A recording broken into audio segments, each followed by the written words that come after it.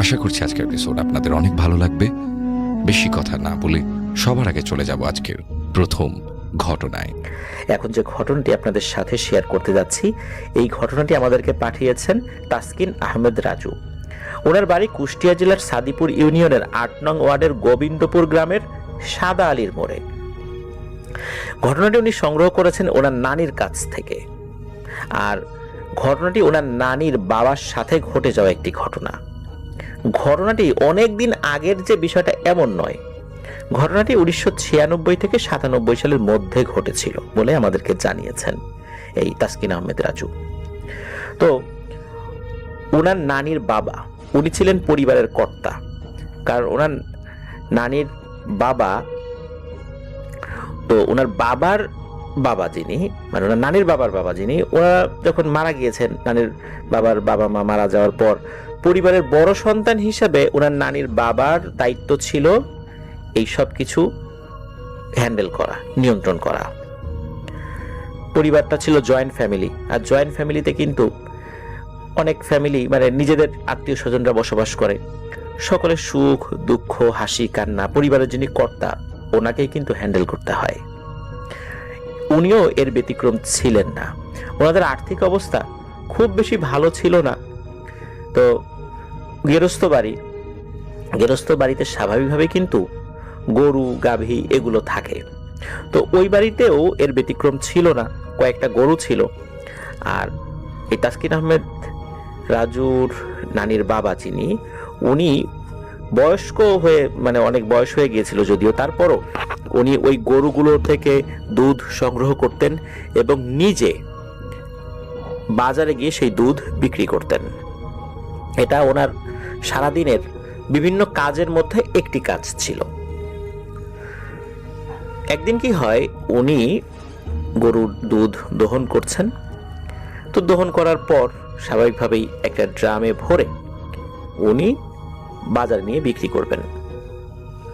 তো বাজারে যাওয়ার পথে কিন্তু ছোট্ট একটা খালের মতো পড়ে। ছোট্ট খাল বলতেও সেই খালটা পার হতে প্রায় ১৫ মিনিট বা এর আশেপাশের সময় লাগে আর কি। যেহেতু সবসময় আসা যাওয়া করতেন, ওনার নিজস্ব একটা নৌকা ছিল, মাঝারি সাইজের একটা নৌকা ছিল। আর সময়টা বর্ষাকাল বা এরকম একটা সময় ছিল আর কি। তো উনি ওই দুধের যে পাত্র ওটা নিয়ে ওনার নৌকার কাছে এসেছেন। কাছে আসার পর নৌকায় উঠেছেন, নৌকা ছাড়বেন এমন সময় আরো কয়েকজন এসে বলে যায়, ভাই ভাই দাঁড়াও দাঁড়াও, আমাদেরকেও পার করে দাও।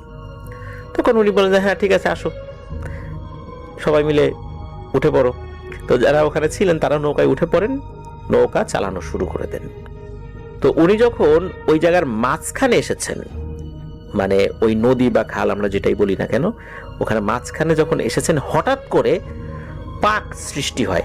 সময়টা কিন্তু সকাল 10টা 11টা এরকম একটা সময়, রাতের বেলা না কিন্তু। আর ওই সময় ঝড় বাদলের সময়ও না যে কালবৈশাখী ঝড় শুরু হয়ে যাবে এরকমটা না। হঠাৎ করে নদীতে পাক সৃষ্টি হয়েছে। আর আকাশে কোনো মেঘ নাই, বাতাস নাই, কিচ্ছু নাই। হঠাৎ করে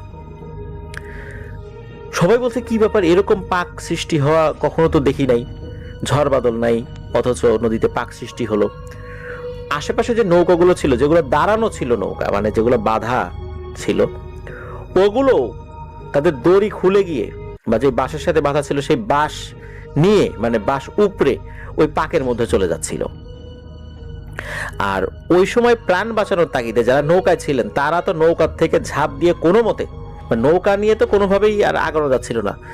যারা সাঁতারে পটু ছিল অনেক চেষ্টা করছিল তীরে আসার জন্য। চেষ্টা করে অনেকে সফল হয়েছেন, অনেকে বিফল হয়েছেন। অধিকাংশ নৌকাই সব এই পাকের মধ্যে পড়ে যায়। আর এই তাসকিন আহমেদ রাজুর নানির বাবার নৌকাটাও এর ব্যতিক্রম হয় না, এটি ওই পাকের মধ্যে পড়ে যায়। তো নৌকায় থাকা যে যাত্রীরা ছিল, ওই যাত্রীরা তো কোনো মতে লাফ দিয়ে কেউ কেউ তীরে আসতে পেরেছিলেন, কেউ কেউ পারেন নাই। আর যেহেতু নৌকাটা নিজের, মানে তাসকিন আহমেদ রাজুর নানির বাবা নিজের, এই কারণে উনি সর্বোচ্চ চেষ্টা করেছিলেন ওনার নৌকাটা যাতে এই পাকের মধ্যে না পড়ে, বাঁচানোর জন্য। আর এটাই ওনার, অনেকেই বলেন যে এটা একটা বড় ভুল ছিল, উনি ওই পাকের মধ্যে পড়ে যান। পাকের মধ্যে পড়ে যাওয়ার পর ওনার নৌকা পাওয়া যায় পরবর্তীতে, কিন্তু ওনাকে আর পাওয়া যায় না। বেশ কিছু মানুষ মারা যায়, যাদের ডেড বডি উদ্ধার করা হয়েছিল, যাদের ডেড বডি পাওয়া যায়নি, ডেড বডি ভেসে উঠেছিল। অনেক মানুষই জীবিত উদ্ধার করা সম্ভব হয়েছিল, এই অর্থে যে পাকটা কিন্তু বেশিক্ষণ স্থায়ী ছিল না। যখনই ওনার নৌকাটা, মানে নানির বাবার নৌকাটা যখন ওর মধ্যে পড়ে যায়, আস্তে আস্তে পাক থেমে যায়। মানে মনে হচ্ছিল ওই পাকটা শুধু ওই নৌকার জন্যই খাস ছিল, মানে নির্দিষ্ট ছিল। ওটা পড়ে যাওয়ার পর আস্তে আস্তে এই পাকটাও থেমে যায়। ওই সময় যারা অনেক চেষ্টা করছিল তীরে আসার জন্য, পাক থেমে যাওয়ার ফলে তারাও কিন্তু সক্ষম হয়েছিল তীরে আসতে। এমত অবস্থায় অন্য নৌকা দূর থেকে, মানে ওই পাকের এরিয়ার বাইরে অন্য যেগুলো ছিল, এগুলো তাড়াতাড়ি এগিয়ে আসে, যারা সাঁতার কাটছিল তাদেরকে উদ্ধার করার জন্য। তো এইভাবেই বেশ কিছু মানুষ ওখানে উদ্ধার করা সক্ষম হয়েছে। ওই সময় কিন্তু বাজারে, মানে 2 ঘাটের আশেপাশে অনেক মানুষ ছিল, অনেকের সামনে এই ঘটনাটি ঘটেছিল। প্রত্যেকের লাশ পাওয়া যায় যারা নিখোঁজ হয়েছিলেন, কিন্তু একজন ব্যক্তির লাশ পাওয়া যায় না, সেটা হচ্ছে নানির বাবার লাশ। ডুবুরি নামে খোঁজ করে, খালটা যে অনেক গভীর ছিল বিষয়টা এমনও নয়, কিন্তু ওনার নৌকা পাওয়া যায়, দুধের ওই ড্রামগুলো মানে পাত্রগুলো সেগুলো পাওয়া যায়, কিন্তু ওনার ডেড বডি পাওয়া যায় না। কোথায় গেল? ডুবুরিরা বললেন যে এখান থেকে কিন্তু অন্য জায়গায় লাশ ভেসে যাওয়ার কথা নয়, কারণ খুব দ্রুততার সাথে এই ঘটনাটি ঘটেছে, আর লাশ ভেসে গেলেও পাওয়া যাবে কয়েকদিনের মধ্যে। কিন্তু এই যেই জায়গায় ডুবেছে এর আশেপাশে ওনার ডেড বডি নাই, এটা নিশ্চিত। এটা ডুবুরিরা নিশ্চিত করেন। আশেপাশে খোঁজ খবর রাখা হয় কোথাও লাশ ভেসে ওঠে কিনা, কিন্তু না, কোথাও লাশ ভেসে ওঠে না। লাশ গেল কোথায়? সবাই তো চিন্তায় পড়ে যান।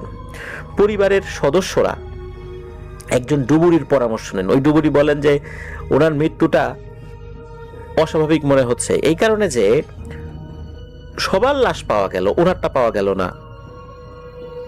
বিষয়টা আপনারা কোনো কবিরাজের সাথে আলোচনা করতে পারেন। তখন ওই পরিবার থেকে কবিরাজের সাথে আলোচনা করা হয়। তো প্রত্যেকটা কবিরাজই বলেন যে আসলে এই যে যিনি মারা গেছেন, এনার লাশটা পানির দেও নিয়ে গেছে, আর এটা নিয়ে কোথায় চলে গেছে এইটা তারা জানেন না, আর এই বিষয় নিয়ে তারা কোনো কাজও করতে পারবেন না, তাহলে তাদের প্রাণের আশঙ্কা রয়েছে। প্রত্যেকেই না করে দেন, কিন্তু প্রত্যেকের কথা একটাই ছিল যে হ্যাঁ, তাকে নিয়ে গেছে। কোথায় নিয়ে গেছে, কিভাবে নিয়ে গেছে, কোথায় আছে, জীবিত না মৃত, এই বিষয়ে কিছু বলতে পারে না। এদিকে পরিবারের সদস্যরা তো শোকে ভেঙে পড়েছেন। উনি বয়স্ক মানুষ হলেও উনি কিন্তু পরিবারের কর্তা। পরিবারে কর্মক্ষম আরো মানুষ আছেন, কিন্তু মুরব্বী হিসাবে উনি পরিবারের কর্তা। পরিবারের কর্তা যিনি এত বছর ধরে সংসারটাকে আগলে রেখেছেন, ওনার শূন্যতা পরিবারে ভয়ানক একটা শোকের আবহ সৃষ্টি করে। পরিবারের সদস্যরা যখন একটু আশার আলো পান কবিরাজের কাছ থেকে যে না, উনি মারা যান নাই, ওনাকে পানির দেও নিয়ে গেছে, সুতরাং তাকে উদ্ধারের জন্য ওনারা যার পর নাই চেষ্টা করে যাচ্ছেন। যেখানে খবর পান কোন একজন ভালো কবিরাজ আছে, হুজুর আছে, তার কাছে যান, কিন্তু প্রত্যেকের কথা একটাই, সম্ভব নয়, হবে না, এই কাজ আমাদের দ্বারা সম্ভব নয়। এদিকে কি হয়, এই যে নানির বাবার ছোট্ট একটা বোন ছিল, মানে সবার ছোট বোন, তো মানে নানির হলো ফুপু হয়, ছোট ফুপু। তো এই ছোট ফুপুকে নানির বাবা খুব আদর করতেন, মানে নানির বাবার আপন ছোট বোন খুবই আদর করতেন।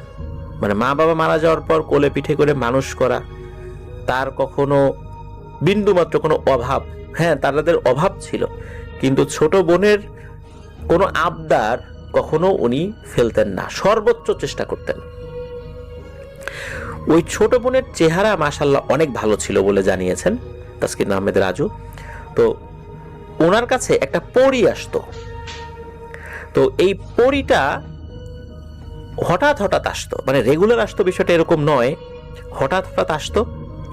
তো মাসখানেক পর একবার আসছে, আসার পরে তার সাথে দেখা করেছে, দেখা করার পর তো তো নানির বাবার ছোট বোনের তো মন খারাপ, খুব মন খারাপ। তখন ওই পরীটা জিজ্ঞেস করেছে যে তোমার মন খারাপ কেন, কি হয়েছে? তখন এই নানির যিনি ছোট ফুপু সব কথা খুলে বলেন যে আমার ভাইকে তো এরকম এরকম নিয়ে গেছে বলে সবাই বলতেছে, কিন্তু তার কোনো হদিস পাওয়া যাচ্ছে না, কোথায় আছে কেমন আছে আমরা কিছুই জানি না। তখন ওই পরীটা বলে যে দেখো, আসলে আমাদেরও তো সীমাবদ্ধতা রয়েছে, তারপরও আমি খোঁজ খবর নিয়ে জানাবো। আমি আগামীকালকে তোমার সাথে আবার এই সময় দেখা করার চেষ্টা করব। আমি দেখি এর মধ্যে খোঁজ খবর নেই যে আসলে কি হয়েছে। তখন ওই অবস্থায় ওই সময় ওই পরীটা বিদায় নিয়ে চলে যায়। পরের দিন পরীটা আসে, পরীটা আসার পর ওনার সাথে দেখা করে, দেখা করার পরে বলে যে তোমার ভাইয়ের খবর নিতে আমি সক্ষম হয়েছি। তোমার ভাই একটা গর্হিত অপরাধ করেছে। কি অপরাধ করেছে এই তথ্য আমি নিতে পারি নাই, তবে তোমার ভাইয়ের একটা ভয়ানক অপরাধের কারণে অনেক দিন ধরেই তাকে পানির নিচে নিয়ে যাওয়ার একটা চেষ্টা অব্যাহত ছিল। সেই চেষ্টারই অংশ হিসাবে তাকে নিয়ে যাওয়া হয় এবং তাকে নিয়ে যাওয়ার জন্য আরো মানুষের জীবনও চলে যায়, কিন্তু একটা নির্দিষ্ট সময়ে ছাড়া এই জিনেরা নিতে পারছিল না এবং ওই সময়েই তারা এই জিনিসটা সৃষ্টি করে, মানে পাক সৃষ্টি করে, যার ফলে অন্য মানুষ মারা গেলেও তাদের ডেড বডি তারা নিয়ে যায় নাই, শুধু তোমার ভাইকেই নিয়ে গেছে। এখন আমি তোমার ভাইকে উদ্ধারের জন্য কোনো প্রচেষ্টা চালাতে পারবো না, তবে আমি আমার সর্বোচ্চ ক্ষমতা দিয়ে আমি আমার যে সমস্ত পরিচিত বন্ধু বান্ধব আছে তাদেরকে দিয়ে শুধু তোমার ভাইয়ের সাথে দেখা করাতে পারবো। এর বাইরে আমি আর কিছু করতে পারবো না। এর বাইরে কিছু করতে গেলে ভয়ানক পরিণতি ভোগ করতে হবে আমাকে। তখন ওই নানির ফুপু উনি এটাতে রাজি হয়ে যান, বলে যে আমি আমার ভাইকে দেখতে চাই, আমি আমার ভাইয়ের কথা শুনতে চাই, কি অপরাধ করেছে সেটা জানতে চাই। তখন বলে যে আচ্ছা ঠিক আছে, আমি তোমাকে নিয়ে যাব, আমি আগে ওইখানে গিয়ে সবকিছু ব্যবস্থা করে তারপর তোমাকে এসে জানাবো। তো ওই পরীটি ওখান থেকে চলে যায়। চলে যাওয়ার কয়েকদিন পরে এসে ওই নানির ফুপুকে জানান যে হ্যাঁ, সবকিছু ব্যবস্থা করা গেছে, তুমি রেডি থেকো, আগামীকাল রাতের বেলা তোমাকে আমি নিয়ে যাব। তো এইভাবে একটা সময় নির্ধারণ করেন আর কি। সময় নির্ধারণ করার পর ওই পরীটি ওই সময় চলে যায়। পরের দিন যথারীতি আবার চলে আসে।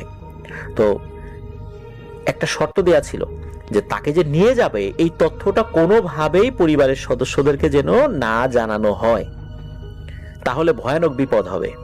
বিশেষ করে বিপদটা হবে ওই পরীর, যেহেতু এই গোপন তথ্যটা সে মানুষকে জানিয়ে দিয়েছে। এই জন্য বলেছিল যে খবরদার খবরদার, তুমি কাউকে এই বিষয়টা বলো না যে তোমাকে আমি নিয়ে যাবো এবং তোমাকে আমি তথ্যগুলো বলেছি। যেহেতু তোমার সাথে আমার একটা ভালো সম্পর্ক রয়েছে, তোমার মন খারাপ দেখে আমার খারাপ লাগছে, এই জন্য আমি আমার জীবনের ঝুঁকি নিয়ে এই কাজটি করার চেষ্টা করছি, কিন্তু তুমি তোমার ওয়াদা ভঙ্গ করো না, তাহলে কিন্তু বিপদ হয়ে যাবে। তখন এই যে যেই ব্যাপারটা, তো ফুপু তো কাউকে বলেন না। পরের দিন সত্যি পরী আসে, পরী এসে ওনাকে নিয়ে যায়, ওনাকে বলে যে তুমি চোখ বন্ধ করো, আমি যখন চোখ খুলতে বলবো তখন চোখ খুলবা। তো উনি চোখ বন্ধ করেন, পরী বলে যে চোখ খোলো। চোখ খুলে উনি এক বিস্ময়কর দৃশ্য দেখতে পান। উনি দেখেন যে ওই পরীটা তাকে হাত ধরে পানির ভেতরে নিয়ে যাচ্ছে, আশেপাশে পানি কিন্তু তার শরীরও ভিজছে না এবং উনি নিঃশ্বাস নিতে পারছেন। এক আজব জগৎ, পানির জগৎ। তো কিছুক্ষণের মধ্যেই একটা জায়গায় চলে আসেন, সেখানে অনেক বড় বড় প্রাসাদ রয়েছে, আর ওখানে যারা রয়েছে এরা কেউই পরিপূর্ণ মানুষের মতো না। কোমর থেকে উপরের অংশ অনেকটা মানুষের মতো হলেও চেহারাটা যে একদম হুবহু মানুষের মতো বিষয়টা এরকমও নয়। আবার তাদের কোনো পা নেই, অনেকটা মাছের মতো, মানে মারমেইড যেটা মৎস্যকন্যা যেরকম আমরা বলি, অনেকটা ওরকম। সেখানে পুরুষও চেনা যায়, মহিলা চেনা যায়, বাচ্চাও চেনা যায়, কিন্তু এই টাইপের। তো এর মধ্যে কি হয়, ওই পরীটি তাকে একটা জায়গায় নিয়ে যায় যেখানে কারাগার। তো ওইখানে নিয়ে যাওয়ার সাথে সাথে কারাগার যে প্রহরী সে দরজা খুলে দেয়। দরজা খুলে দেওয়ার পর ওনারা ভিতরে ঢোকেন।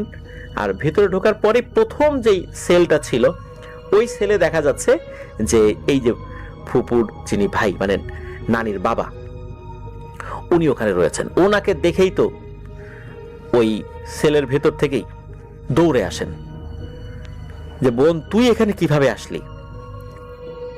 তখন ওনার বোন তো কান্নাকাটি করে, ভাই তুমি বেঁচে আসো, তোমাকে দেখার জন্য অনেক কষ্ট করে আসছি, এই যে দেখো আমার সাথে একটা পরী আছে, সেই জীবনের ঝুঁকি নিয়ে এখানে আমাকে নিয়ে আসছে, এখন বলো তুমি কেন এখানে আসলা, কি কারণে আসলা।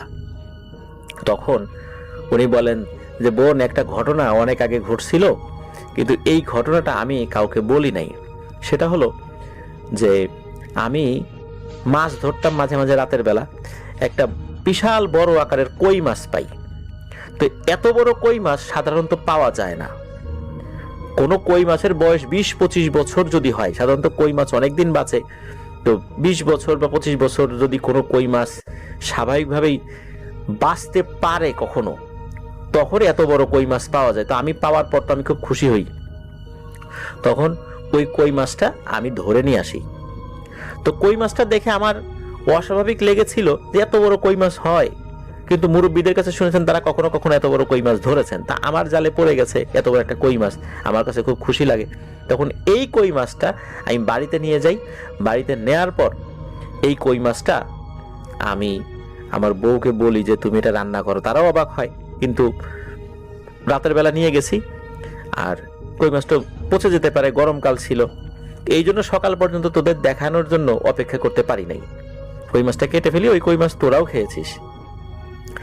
এই কই মাছটা খাওয়ার পর থেকে নিয়ে আমি স্বপ্ন দেখতাম, কেউ একজন বলছে তুই আমার একমাত্র ছেলেকে এইভাবে মেরে ফেললি, তোর তো বোঝা উচিত ছিল যে এটা কোনো স্বাভাবিক কই মাছ না, কিন্তু তুই এই কাজটা করলি।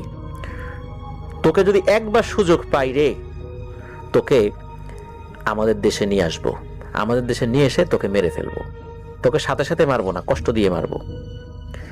আমি মাঝে মাঝে এই স্বপ্ন দেখতাম, কিন্তু এই স্বপ্নের কথা কাউকে বলতাম না। একটা সময় এই স্বপ্ন দেখাও বন্ধ হয়ে যায়, তারপর আমি সব কিছু ভুলে গেছি। সেদিন হঠাৎ করে যখন পাক ওঠে, পাকের মধ্যে আমার নৌকা পড়ে যায়, আমি যখন ডুবে যাই, মনে হলো কেউ খপ করে আমার হাতটা টেনে ধরে পানির নিচে নিয়ে যাচ্ছে। আমি মনে করেছিলাম কেউ হয়তো উপর থেকে আমাকে উদ্ধার করছে, কিন্তু না, আমি পানির মধ্যেই চলে যাচ্ছি। অল্প কয়েক সেকেন্ডের মধ্যেই আমি নিঃশ্বাস নিতে পারছি পানির মধ্যে। তারপর আমাকে এই জায়গায় নিয়ে আসা হয়, এখানে বন্দি করে রাখা হয়। শুরুতে কথা ছিল যে মৃত্যুদণ্ড দেয়া হবে, কিন্তু অন্যান্য জিনেরা তারা বলেছিল যে না, মৃত্যুদণ্ড না, ওকে এখানে আটকে রাখো। এই কারণে মৃত্যুদণ্ডের হুকুমটা চেঞ্জ হয়ে মৃত্যুদণ্ড কারাগারে বন্দির এই বিষয়টা সামনে চলে এসেছে। বলে যে এখান থেকে উদ্ধার পাওয়ার আর কোনো উপায় নাই। তখন ওই বোন তো খুব কান্নাকাটি, তখন ভাই বলে যে বোন তুই চলে যা, এখানে আর থাকিস না, দ্রুত চলে যা, জানাজানি হয়ে গেলে সমস্যা হতে পারে।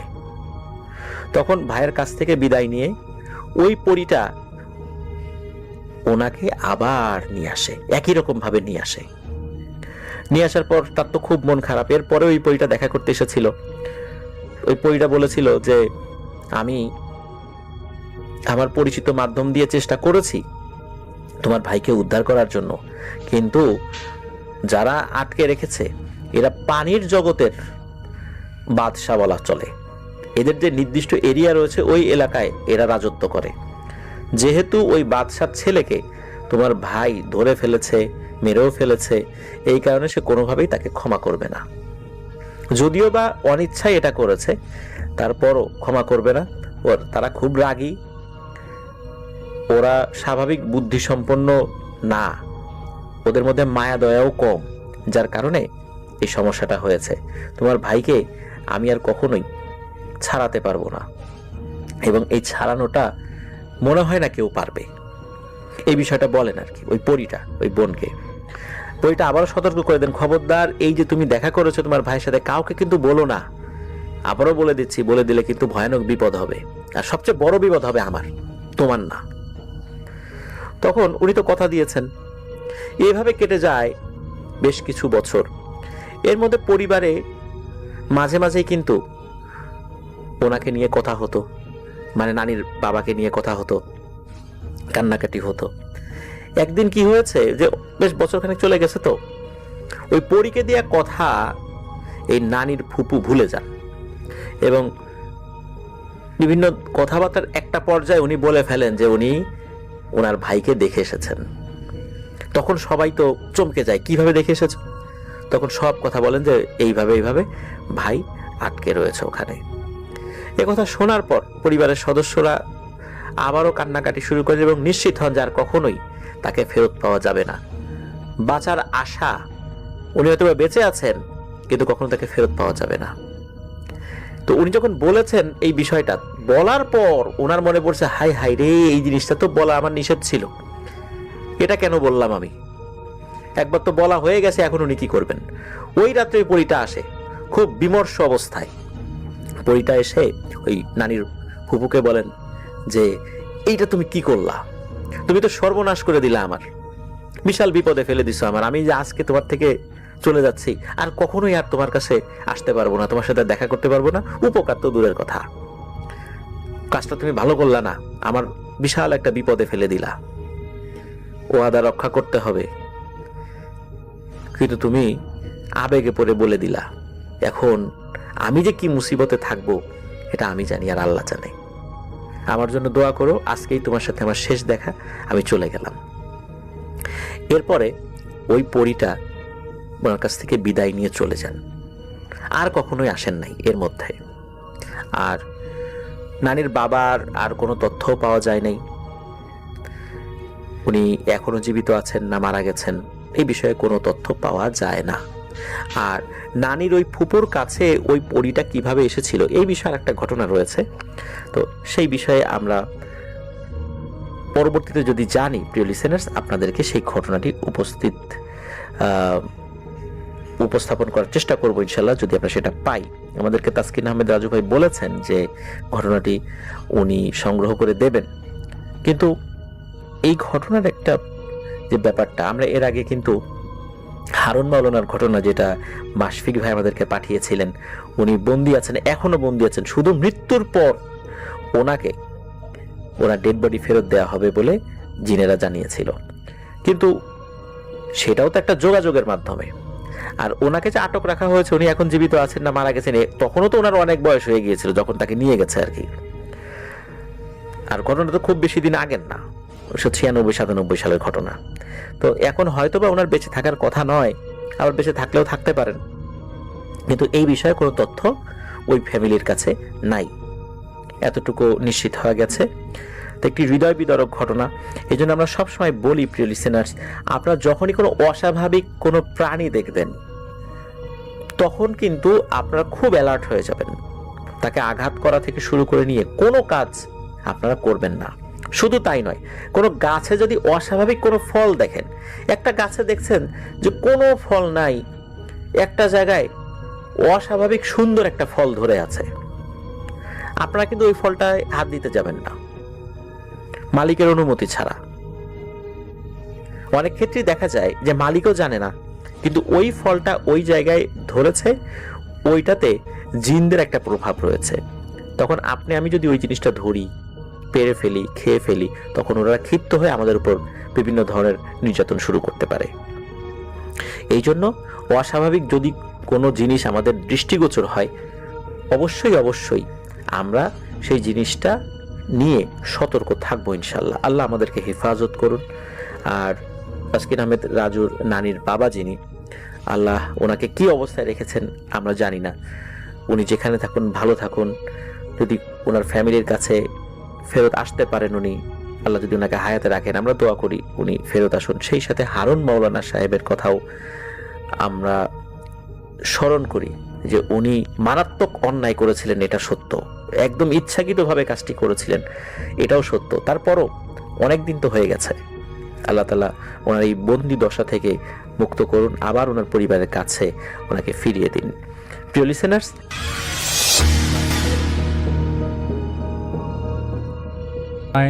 যিনি পাঠিয়েছেন রাজন ভাই, তিনি আপনারা আমাদের ঈদে তার ব্যাপারে তার ঘটনা, আপনারা ঈদে তার ঘটনা শুনেছিলেন এবং তিনি আমাদেরকে আরেকটি ঘটনা পাঠিয়েছেন। তো যেই ঘটনা তিনি পাঠিয়েছেন সেটা খুব বেশি দিন পুরাতন নয়, গত 2 বছর আগে শুরু হয়েছিল, যার সাথে ঘটনাটি ঘটে, সেটা হচ্ছে তার স্কুল ফ্রেন্ড নাইমের। তো ছোটবেলা থেকেই সে অনেকটা দুরন্ত স্বভাবের ছিল। রাত নেই দিন নেই, ইচ্ছা হলে সে ঘর ছেড়ে বেরিয়ে পড়তো, বাইরে ঘুরতো, কখনো বা আড্ডায়, কখনো বা গ্রাম কিংবা শহরের মেলায়। ঘটনাটা ঘটে যখন ওর চেহারা এবং শারীরিক গঠন দেখে অনেকটাই অবাক হয়, এবং কেন এরকম স্বাস্থ্যহীনতা আর মন মরা থাকে এটা আগে কখনো ওকে দেখে বোঝা যায়নি। বাইরে বেরোতে চাইতো না এবং সারাদিন ঘরের মধ্যে বসে থাকতো। যাই হোক, 2019 সালে ওনাদের এইচএসসি পরীক্ষা শেষ হওয়ার পর ঘটনাটি তিনি জানিয়েছিল। সে জামালপুরেই কোনো একটা কলেজে পড়ালেখা করতো, নামটা রাজন ভাই উল্লেখ করছেন না। আসলে জামালপুরের সাথে আমি খুবই আমার মন থেকে আমি খুব জড়িত। জামালপুরে অনেক ভালো ভালো সময় আমার কেটেছে। যাই হোক, ঘটনাটা চলে যাই। ঘটনা শুরুর একদিনে ওনাদের দাদির বাড়ি থেকে দাওয়াত খেয়ে জামালপুরে নিজেদের বাসায় আসার পর থেকে শুরু হয় তাণ্ডব। তার চাচাতো ভাইয়ের বিয়ে উপলক্ষে গ্রামে যেতে হয়েছিল তাদের। সালটা ছিল ডিসেম্বর 2017। ওর ভাইয়ের বিয়ের পর কোণে উঠে আনার পর দিন পার্সোনাল কিছু কারণবশত নাইম শহরে তাদের বাসায় ব্যাক করে। তাদের বাবা মা ভাই গ্রামেই থেকে যায় কিছুদিনের জন্য। তাদের গ্রাম থেকে শহরে আসতে হলে সিএনজিতে করে আসতে হয়। সেদিন সিএনজি পাওয়ায় দেরি হবার কারণে শহরে পৌঁছাতে তার প্রায় রাত 12:30 মতো বেজে যায়। জামালপুরে রাত 12:30 মানে তখন সব কিছু প্রায় নিস্তব্ধ, এটা সত্য কথা। মাঝে মধ্যে 2-1টা ট্রাক, বাস কিংবা সিএনজি পারাপারের শব্দ পাওয়া যায়। কখনো মধ্যরাতে ভাড়া চালানো রিক্সার বেলে টুংটুং শব্দ পাওয়া যায়। এবং আমি যেহেতু জামালপুরে এসেছিলাম, তিনি বলেছেন যে হ্যাঁ, অবশ্যই পরিবেশটা একদম থমথমে থাকে রাত 10টার পরে। এবং আমি খুব ভালো ভালো জায়গায় যেমন ঝিনাই ব্রিজ এবং এসব জায়গায় আমি গিয়েছিলাম। যাই হোক, এটা আমি পরে বলছি। সিএনজি থেকে নেমে এসে বাসার দিকে হাঁটা দেয়, এবং রিক্সা পায়নি সে এত রাতে। এবং সিএনজিওয়ালা বলেছিল ওইদিকে ভাই পুরো রাস্তা ভাঙা, প্রচুর গেলেও খালি সিএনজি নিয়ে ফিরতে হবে, আপনি এখানেই নেমে পড়েন, লাগলে ভাড়া 30 টাকা কম দেন। উপায়ন্ত না হয়ে সে বোর্ডগড় নামক শহরের ভেতরে একটা এলাকায় নেমে যায়। শীতকাল ছিল এবং ওর গায়ের জ্যাকেট ভেদ করে যেন বাতাস ঢুকছিল শরীর ছুঁয়ে। তার উপর আবার ফাঁকা রাস্তা। যাই হোক, সে খানিকটা ভয় পেতে লাগলো। ভয়টা অশরীরী কিছু টাইপের না, ছোটকাল থেকে সে এসব বিষয়ে খুব কম বিশ্বাসী। সে কুকুর ভয় পেতে লাগলো। এত রাতে কুকুর দেখলেই তাড়া করবে, আর কুকুরের সাথে দৌড়ে পারা কোনো মামুলি কথা নয়। ভয় এড়াতে সে কানে ইয়ারফোন গুজে গান শুনতে শুনতে আপন মনে হাঁটা দেয়। হাঁটতে হাঁটতে একটা সময় হুট করে সে তার ঘাড়ে লোমশ কিছু একটা স্পর্শ অনুভব করে। চমকে উঠে সে পিছনে ফিরে তাকায়, কিন্তু মোবাইলের আলোতে দূর পর্যন্ত যে কুয়াশা ছাড়া কিছুই খুঁজে পাচ্ছিল না। ল্যাম্পপোস্টের আলোতেও সব যে আলো যে খুব অনেক ছিল সেটাও না। আর ওই জায়গাটার জামালপুরে একটা বিশেষ আমি দেখেছি যে এখানে ল্যাম্পপোস্টের শহরটা খুব বেশি উন্নত না। আমি আগে যখন দেখেছি উনিও বলেছেন সেটা, এবং প্রত্যেক সড়কে ল্যাম্পপোস্ট আছে কিন্তু সবসময় সেটা জ্বলে না। তো লিটারেলি মোবাইলের ফ্ল্যাশ লাইট অন করে তাকে হাঁটতে হচ্ছিল।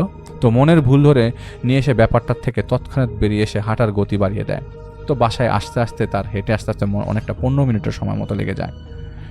সে বাড়ির গেটে এসে দারোয়ানকে ডেকে গেট খুলে দিতে বলে। দারোয়ান গেট খুলে দিতেই সে উপরে উঠে 2 তলার তাদের বাসায় চলে আসে। বাড়িটা তাদের নিজেদের 3 তলা বিল্ডিং। ফ্রেশ হয়ে ভাত রান্না ডিম ভাজি করে খেয়ে বিছানায় শুয়ে মোবাইল চালাতে শুরু করে। জার্নির কারণে ক্লান্তির জন্য খুব তাড়াতাড়ি তার তন্দ্রাভাবটা চলে আসে। এর কিছুক্ষণ পর তার ঘুম ভাঙে দরজার ঠকঠকানি শব্দ হয়। শীতের কারণে সে উঠে না গিয়ে রুম থেকেই জিজ্ঞেস করে, কে? রাকিব চাচা নাকি? তা ওদের দারুণের নাম ছিল রাকিব। মনে মনে ভাবছিল এত রাতে কি কলিং বেল না চেপে আধ্যাত্মিক দরজা টোকা দিচ্ছে, কাহিনী কি? তো মোবাইলের স্ক্রিনে তাকাতে সে দেখে মাত্র 5 থেকে 7 মিনিটের মতো হয়েছে তিনি ঘুমিয়েছে, অথচ তার মনে হচ্ছিল সে অনেকক্ষণ ধরে ঘুমিয়ে আছে। যাই হোক, ক্লান্তিতে থাকলে এরকম হয়তো ভুল হতে পারে বা হরহামেশাই হয়। তাহলে উনি ভিতর থেকে জিজ্ঞেস করছেন, চাচা কিছু লাগবে? তো ওই পাশ থেকে কথা আসছে না। তিনি বলেন, কথা বলছেন না কেন? শুধু দরজা ঠকঠক করে যাচ্ছে ওই পাশ থেকে। তো বিরক্ত হয়ে সে উঠে এসে দরজা খুলে দেয়, কিন্তু ওপাশে সে কাউকেই দেখে না। দরজা খুলতে সে খানিকটা গরম বাতাস স্পর্শ অনুভব করে তার শরীরে ভেদ করে ঘরের ভিতরে গিয়ে উধাও হয়ে যায়। দরজা লাগিয়ে সে নিচে যায় দারোয়ানের কাছে, গিয়ে বলে, চাচা আপনি আমাকে ডাকলেন না একটু আগে? দারোয়ান বলে, কই বাবা, না তো, আমি তো প্রায় ঘুমিয়েছিলাম, চোখ লাগা ভাব। তবে আপনার সঙ্গে যে পোলারা আইছিল ওরে দেখলাম গেট দিয়া ভেতরে চলে গেল, আমি গেট খুলে দিলাম। তো নাইম ভেবাচ্চাকে খেয়ে দারোয়ানকে জিজ্ঞেস করলে, কি বলেন মি? আমি আসলাম বাড়িতে একা, আমার সঙ্গে কাকে দেখলেন আপনি? ঘুমে ধরলে ঘুমায় পড়েন, এমন আবল তাবল কথা বলেন কেন? আমি বাসায় এমনিতেই আমি বাসায় একা, তার উপর বলতেছেন ভয় দেখাই না কথাবার্তা। তো দারোয়ান জানে, ভাই 5 বছর ধরে তোমাদের বাসায় দারোয়ানের কাজ করতেছি, কোনোদিন আমি মানুষ দেখতে ভুল করছি এমন হয়েছে? রাইতের ডিউটি আমি করি প্রত্যেক দিন, আমার ঘুম পাইলেও ঘুমরে কেমনে কাবু করার লাগে সেটা আমি আমার থেকে ভালো তুমি কি পারবা বাবা? আমি স্পষ্ট দেখছি তোমার পিছে পিছে একটা খাটো করে কালো পোলা হাইটাইতেছিল, তোমার থেকে 1-1.5 হাত দূরে হাঁটতেছিল। আমি ভাবছি তুমি গ্রাম থেকে ফিরছো, সঙ্গে মনে হয় এখানে কোনো ভাইটাই আইছে তোমার সাথে থাকতে। তুমি গেট দিয়ে ঢুকে গেলা, কিন্তু সেই পোলা পিছের দিকে হাইটা চলে গেল। তোমার যাওয়ার কিছুক্ষণ পর সেই পোলা ফিরে আইসা আমার এগুলো, চাচা একটু গেটটা খুলেন, আমি নাইমের কাকাতো ভাই, ভুল করে রাস্তায় এক দোকানে ব্যাগ ফেলে আইছিলাম, ওইটা নিতে গেছিলাম তখন। এরপর আমি আর কিছু না ভেবে গেটটা খুলে দেই, কারণ ওর হাতে আসলে একটা ব্যাগ আসিল। মনে হয় আমারই ভুল হয়েছে, আমার উচিত ছিল তোমার জিজ্ঞাসা করে গেটটা খুলে দেওয়া। নাইম সাথে সাথে বাড়ি তোর বাবার কাছে ফোন দিয়ে বলে, আব্বু রাকিব চাচা মনে হয় নেশা টেশা করছে, শোনো কি আবল তাবল কথা বলতেছে। সে দারোয়ানের কাছে ফোন দেয় এবং দারোয়ান সব বলে যে এই দেখেছে সে। পরে নাইমের বাবা দারোয়ানকে বলে, গেটে তালা লাগাও, তালা মেরে নাইমকে নিয়ে বাড়ির আশেপাশের ছাদে খুঁজে দেখো, ওর সাথে কেউ যায়নি এই বাড়ি থেকে। ফাঁকা বাড়ি শেষে না চুরি ডাকাতি করে বসে কেউ। তারা দুজন খুঁজতে শুরু করে বাড়ির এই পাশ থেকে ওপাশ। অনেকক্ষণ খোঁজার পর কাউকে না পেয়ে নাইম বেশ রেগে গিয়ে চাচাকে ধমক দিয়ে বলে, আরে মিয়া বুঝছি আপনার ঘুম পাইছে, নয়তো উল্টাপাল্টা খাইছেন, জান গিয়ে ঘুমান, ঘুমের করে কি না কি দেখছেন, আমার পেছন পেছন কে হয়ে আসলে আমি বুঝবো না, আমি পাগল নাকি, মাথা মোটা। যাই হোক, বেশি কথা না বলে এসে রুমে চলে আসে এবং শুয়ে পড়ে। রাত প্রায় 3টার দিকে আবারও তার ঘুম ভাঙে হঠাৎ করেই। বাথরুমে যায়, ফেরার পথে কিচেন থেকে সে একটা শব্দ শুনতে পায়। ময়লা রাখার বালতির উপর মুরগি উঠে পা দিয়ে খোঁচালে যেমন শব্দ হয় ঠিক তেমন। মানে তার মনে হচ্ছিল ময়লার বালতিতে কিছু একটা হাঁটাহাঁটি করছে। সে ধূপ করে এসে কিচেনের লাইটটা জ্বালিয়ে দেয়, দেখে কেউ নাই। ময়লার বালতিটা যেমন ছিল তেমনই আছে।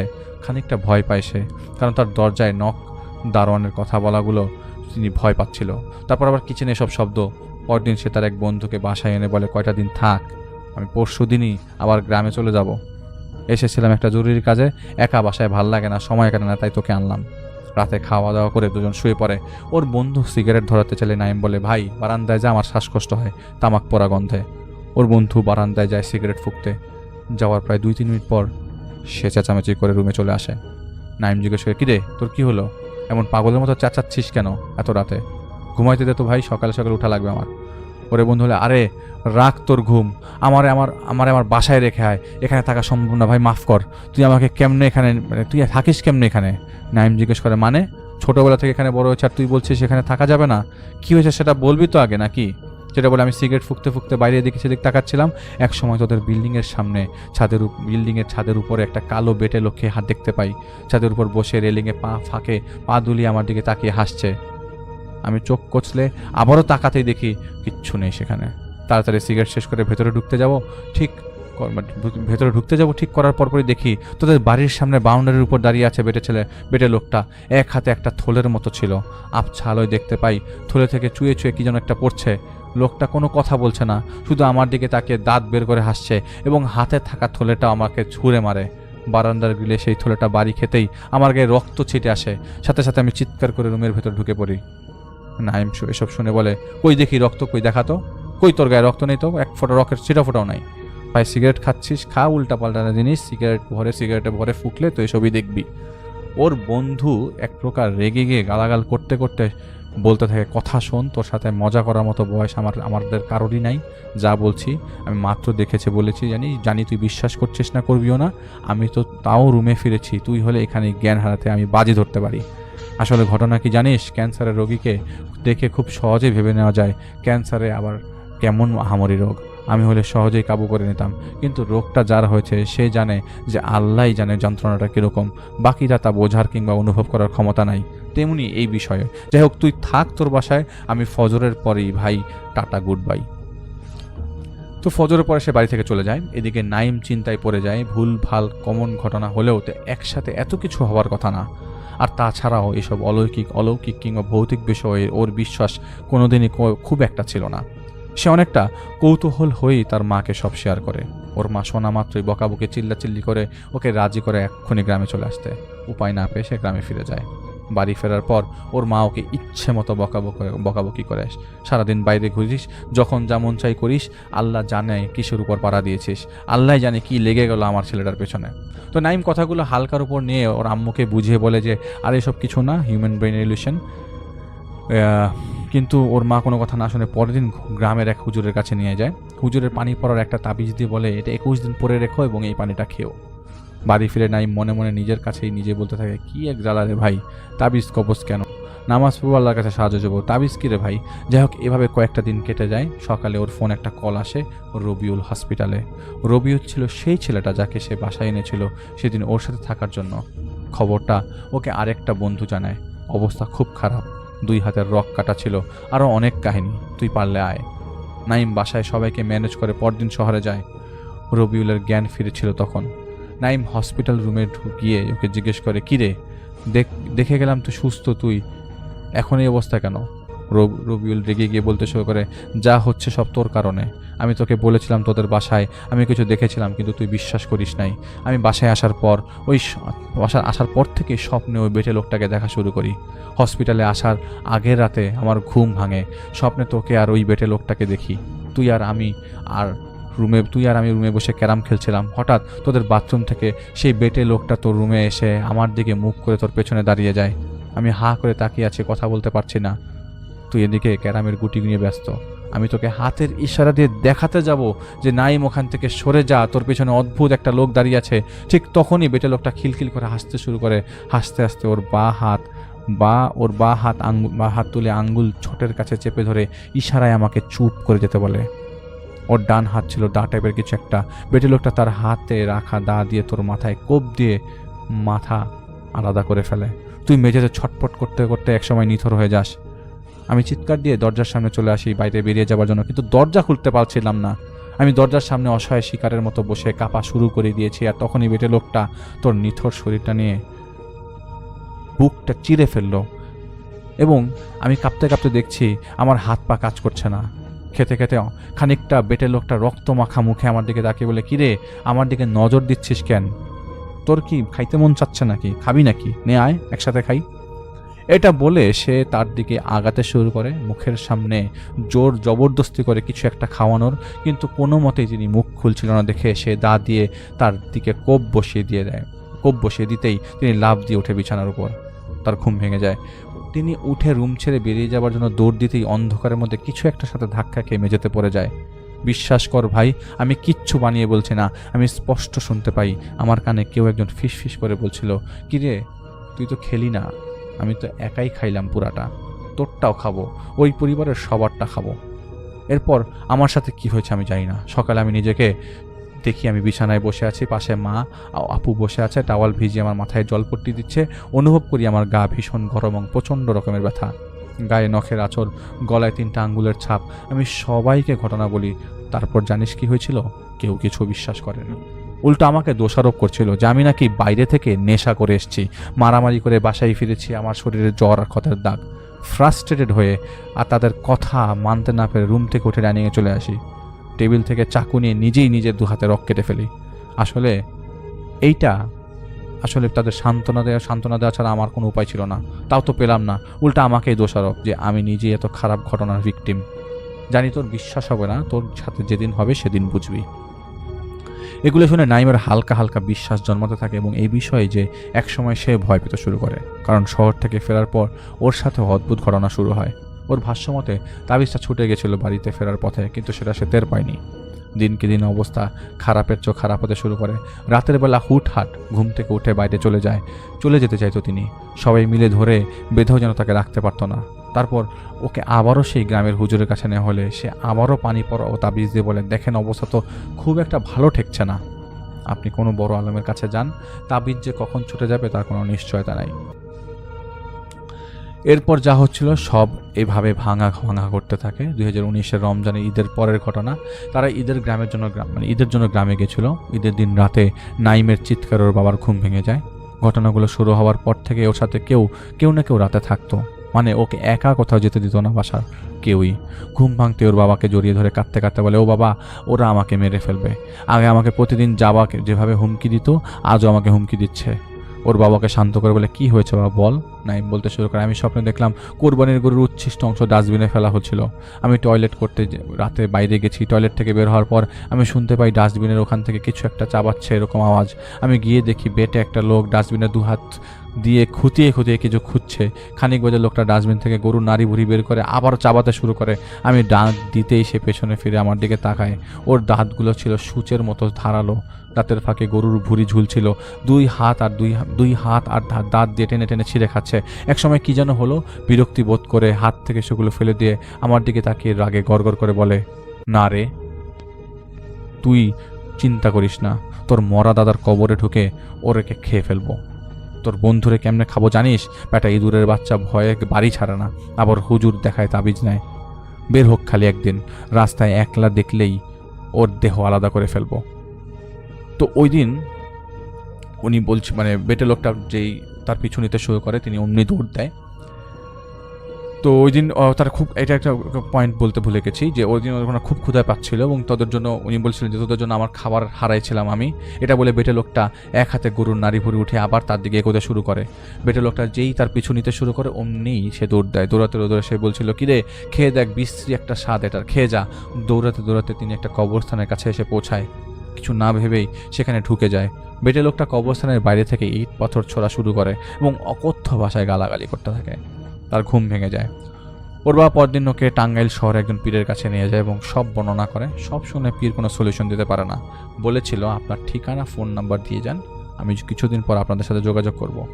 ওরা এরপর গ্রাম থেকে চলে আসে। এর কিছুদিন পর পীর সাহেব ওদের বাসায় আসেন এবং একটা তাবিজ দিয়ে বলেন, যত যাই হোক এটা হারাতে পারবে না, যেহেতু তোমার বোর্ড পরীক্ষা সামনে, তাই এখন কিছু করতে চাচ্ছি না, শারীরিক ক্ষতি হতে পারে, তোমার আল্লাহ করে আগে বোর্ড পরীক্ষাটা শেষ হোক, তারপর ইনশাআল্লাহ এটা নিয়ে বসবো।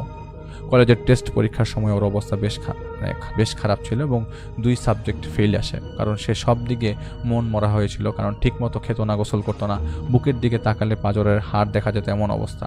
এইচএসসি পরীক্ষার 1 মাস আগে ওর তাবিজ আবার ছুটে যায়।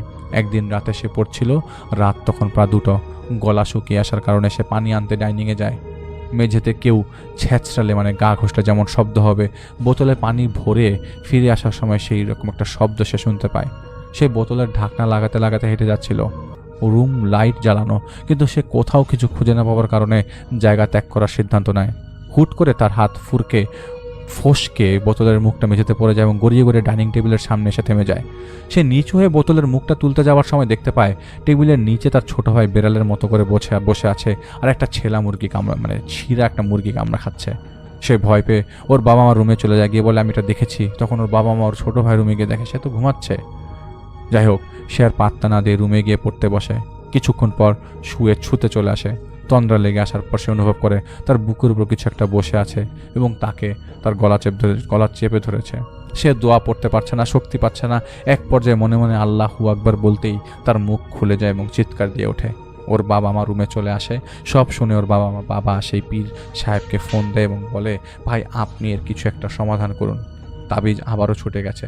পীর সাহেব বলেন, শুনুন, আমি সেই চেষ্টাই করে যাচ্ছিলাম এতদিন, কালকে আসছি আমি আপনার বাসায়, সব জানাচ্ছি। ফোন রেখে ওর সাথে রাতে শোয় এবং পরদিন সেই পীর সাহেব সন্ধ্যায় তাদের বাসায় আসে। বলে যে আপনার ছেলের উপর গ্রামের কেউ কুফরি করেছে। আসলে ছেলে বললে ভুল হবে, সে যে করেছে সে ছিল আপনার ছেলের এমন অবস্থা দেখে মানসিক ভারসাম্য হারিয়ে ফেলেন এবং ভেতরে ভেতরে মারা যান। মনে আছে আপনাদের গ্রামে একটা মেয়ে আত্মহত্যা করেছিল কয়েক বছর আগে? আত্মহত্যা করেছিল বলে গ্রামের লোকজন মেয়েটির জানাজা হতে দেয়নি। মেয়েটিকে বিনা জানাজায় দাফন করা হয়েছিল। এলাকায় বিভিন্ন লোক ভিন্ন কথা বলেছে। মেয়েটি আত্মহত্যা করেছে, নিশ্চয়ই চরিত্র খারাপ ছিল, ধরা পড়বার ভয়ে নিজের প্রাণ নিজে নিয়েছে। এসব শুনতে শুনতে মেয়েটির মাও মারা যায়। ওর মা হার্টের রোগী ছিল। এসব সহ্য করতে না পারে পরে তিনিও মারা যান। মেয়েটির ছিল ওর বাবা মায়ের একমাত্র সন্তান। মেয়ে আর তার স্ত্রীর শোকে সেই অসহায় বাবা পাগল হয়ে রাস্তায় ঘোরা শুরু করে। এরপর একদিন আপনি গ্রামে যান জমির কাজে। গ্রামে কানাকানির মাধ্যমে ঘটনাটা আপনি শোনার পর সবার সাথে তর্ক বিতর্ক করে মেয়েটির গায়বানা জানাজা আদায় করেন এবং ওর বাবাকে হসপিটালে ভর্তি করেন। আসলে মেয়েটি আত্মহত্যা করেনি। মেয়েটির বাবার সম্পত্তির উপর এক প্রকার লোভ ছিল মেয়েটির বড় ফুপার। সে চেয়েছিল তার ছেলের সাথে মেয়েটির বিয়ে দিয়ে সম্পত্তি হাতে নিবে, কিন্তু ওর বাবা দিতে রাজি হয়নি। একমাত্র মেয়ে ছিল, তাই আরও ভালো ঘরে পাঠানোর স্বপ্ন ছিল। রিজেকশনের অপমান সহ্য করতে না পারে মেয়েটির ফুপা এক কবিরাজকে দিয়ে বাড়ির সবার উপর কুফরি করে। মেয়েটি সেদিন নিজের গলায় ইচ্ছায় দড়ি দেয় নেই, ওকে জোর করে কাফের জিন সিলিংয়ের সাথে ঝুলিয়ে দম বন্ধ করে মেরে ফেলে। এরপর মেয়েটি জানাজা মেয়েটি জানাজা পায়নি। ফলে পিশাচটা মেয়েটির মৃত শরীরের উপর কবজা করে বসে, এমনকি খেয়ে ফেলারও ইচ্ছা সাধে। মেয়েটি মারা যাওয়ার পর ওর বাবা মাকে পিশাচটা প্রতিদিন নানাভাবে দেখে ভয় দেখে বিরক্ত করেছে, কিন্তু আপনি মেয়েটির জানাজা পড়িয়ে দেওয়ার পর পিশাচটা ওই শরীরের ধারের কাছেও যেতে পারেনি এবং আপনার উপর চটে যায় মেয়েটির ফুপা। তার ফুপা থাকতো মেয়েটির বাবার করে দেওয়াতে এই বাড়িতে, ওই গ্রামেই। তবুও তার ভেতরে এত লোভ লালসা সে কুফরি পর্যন্ত করে ফেলে।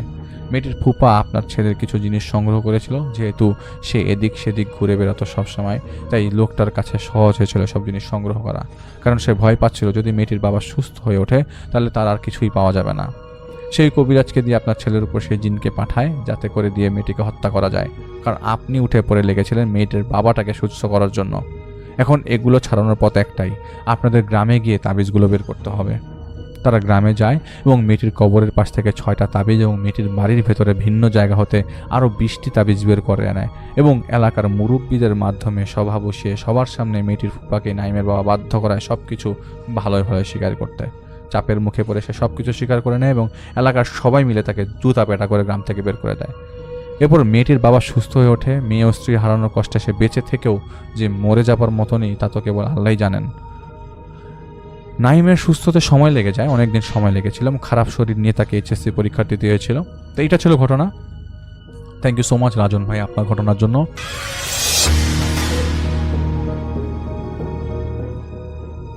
হ্যালো রাসেল ভাই, আসসালামু আলাইকুম। আজকে যে ঘটনাটি নিয়ে আপনাদের মাঝে আমি হাজির হয়েছি, এই ঘটনাটি একটি কবরস্থান কেন্দ্রিক ঘটনা।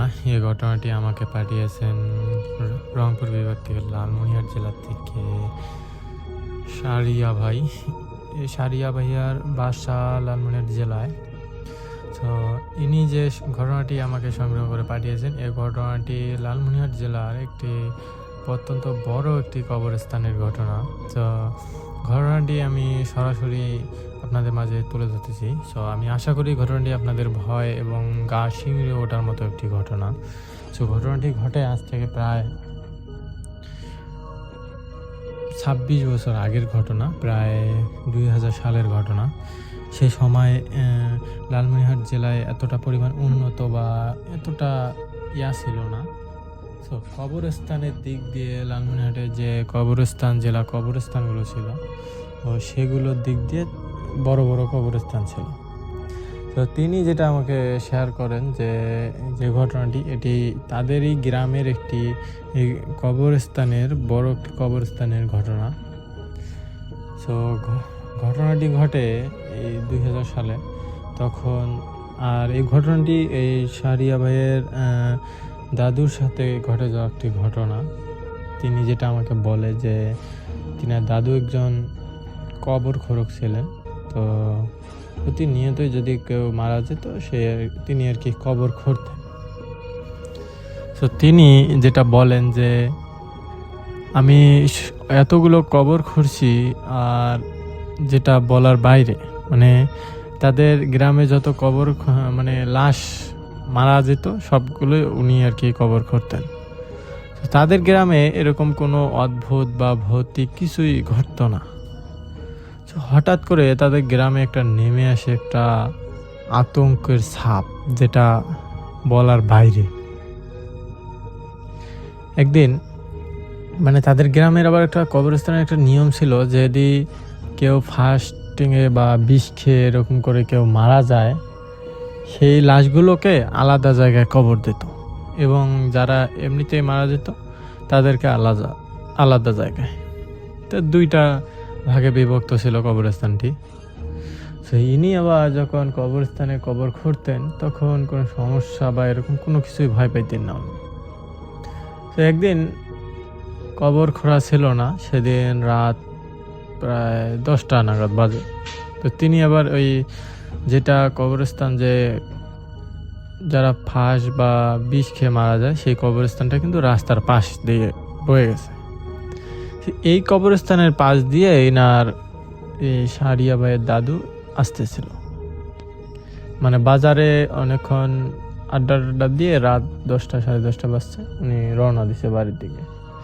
তো তো যখন বাড়ির দিকে রওনা দিছে, উনি আসতেছে বাড়ির দিকে, এই কবরস্থানের পাশে আসার আগে মানে কবরস্থানের যে কিনারা ছিল সেই কিনারা আসার পা ফেলছে, সে এদিক মধ্যে উনি শুনতে পাচ্ছে যে পিছন থেকে কেউ মনে হয় হেঁটে আসতেছে।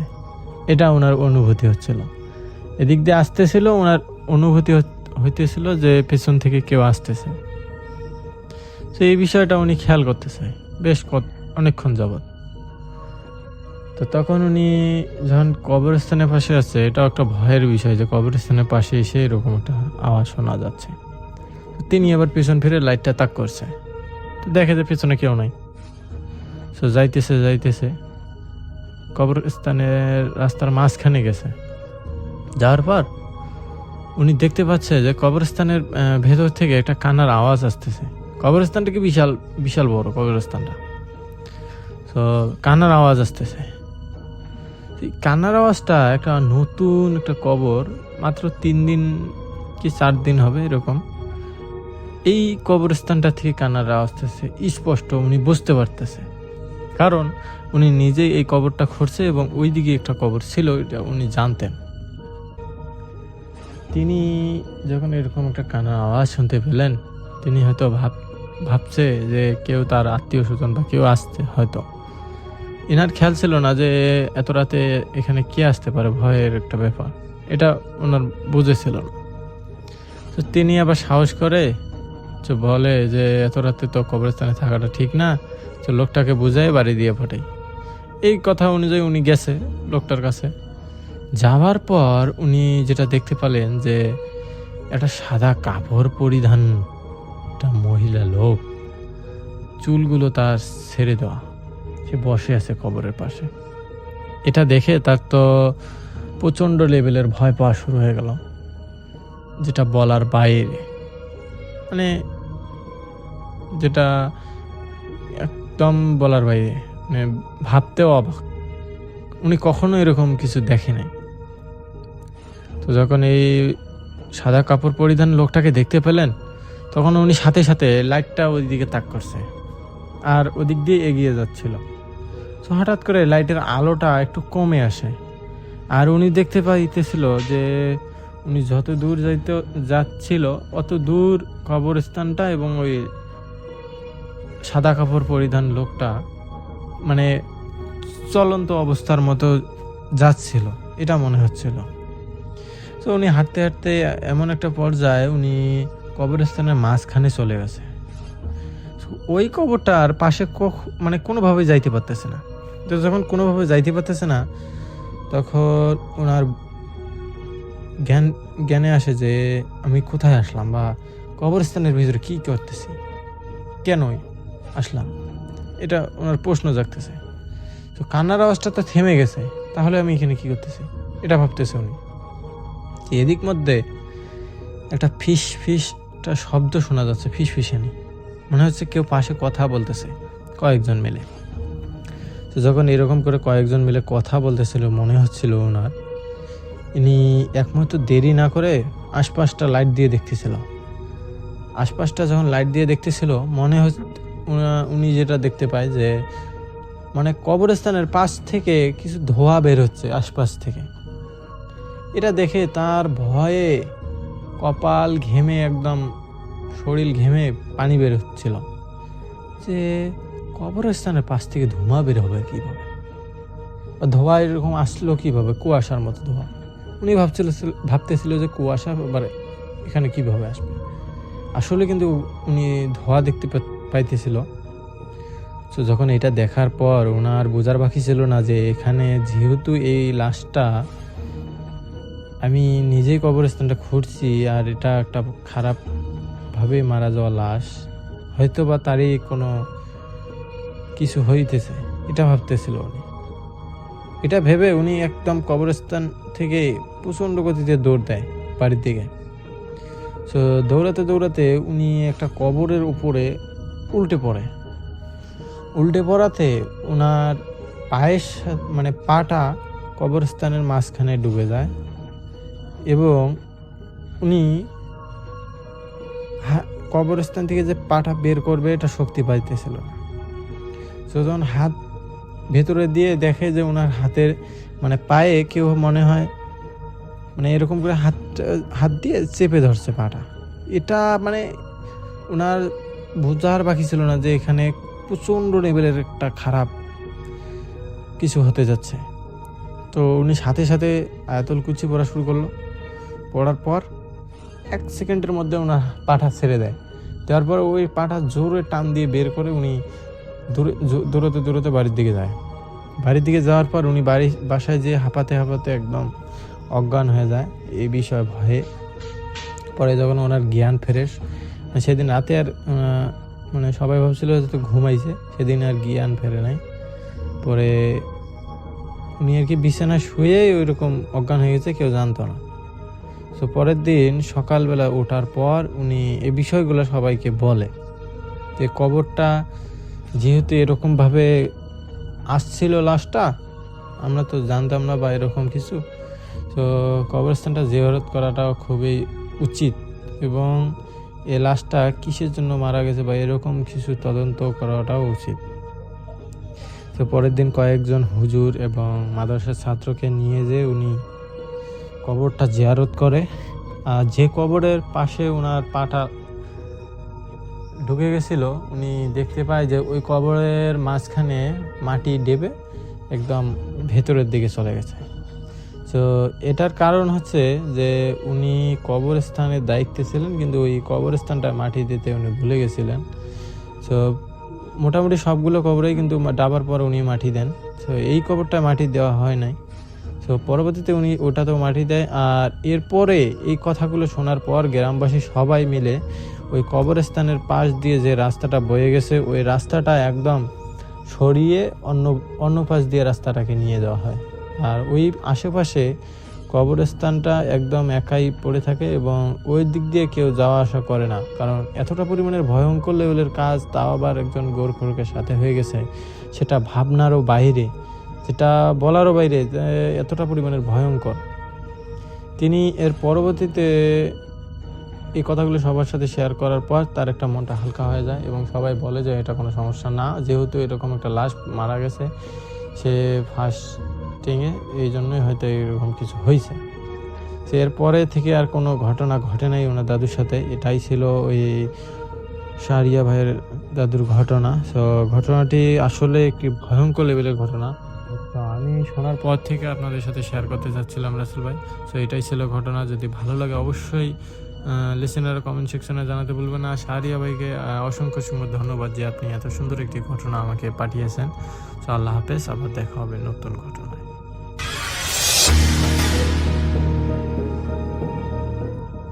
প্রথম ঘটনায় এই ঘটনাটি যেভাবে লেখা আছে আমি সেভাবেই আপনাদের সামনে উপস্থাপন করার চেষ্টা করব ইনশাল্লাহ। তো চলুন শুরু করি।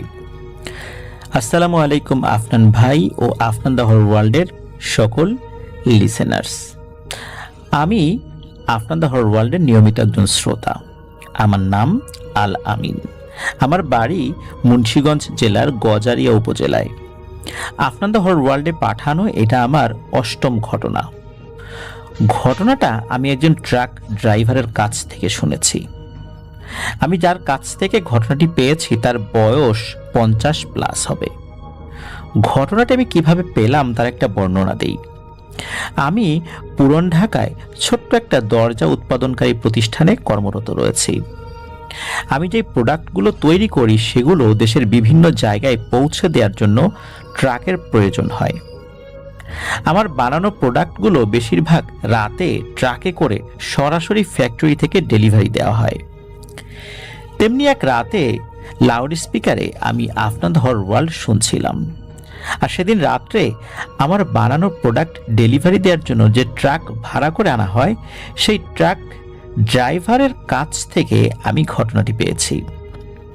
লাউড স্পিকারে আফনান দ্য হোল ওয়ার্ল্ডের ঘটনা শুনে তিনি আমাকে জিজ্ঞেস করলেন, তুমি কি আফনান ভাইয়ের হরর শোতে আমার সাথে ঘটে যাওয়া একটি ঘটনা লিখে পাঠাতে পারবে? আমি বললাম, হ্যাঁ পাঠাতে পারবো, আপনার ঘটনাটি বলুন। তখন তিনি তার ঘটনাটি বললেন। যদিও বা ট্রাক ড্রাইভার তিনি, কিন্তু ট্রাক চালানোর সাথে এই ঘটনাটির সম্পর্ক নেই। আমি তার ভাষায় লিখছি, ঘটনাটা নেত্রকোনা জেলার বারহাট্টা উপজেলার কোনো এক গ্রামে। সময়টা 1997 সালের বর্ষাকাল। বলছেন ট্রাক ড্রাইভার। সে সময় আমার বয়স 24 কি 25 হবে। ঘটনাটা ঘটে আমার সাথে এবং আমার চাচাতো ভাইয়ের সাথে। আমার নাম আলাউদ্দিন এবং আমার চাচাতো ভাইয়ের নাম জালালউদ্দিন। আমাদের দাদি আমাদের দুই ভাইয়ের নাম রেখেছিলেন। মানুষেরা আমাদের দুজনকে আলাল আর জালাল বলে ডাকত। আমার ভাই আমার থেকে 3 কি 4 মাসের ছোট।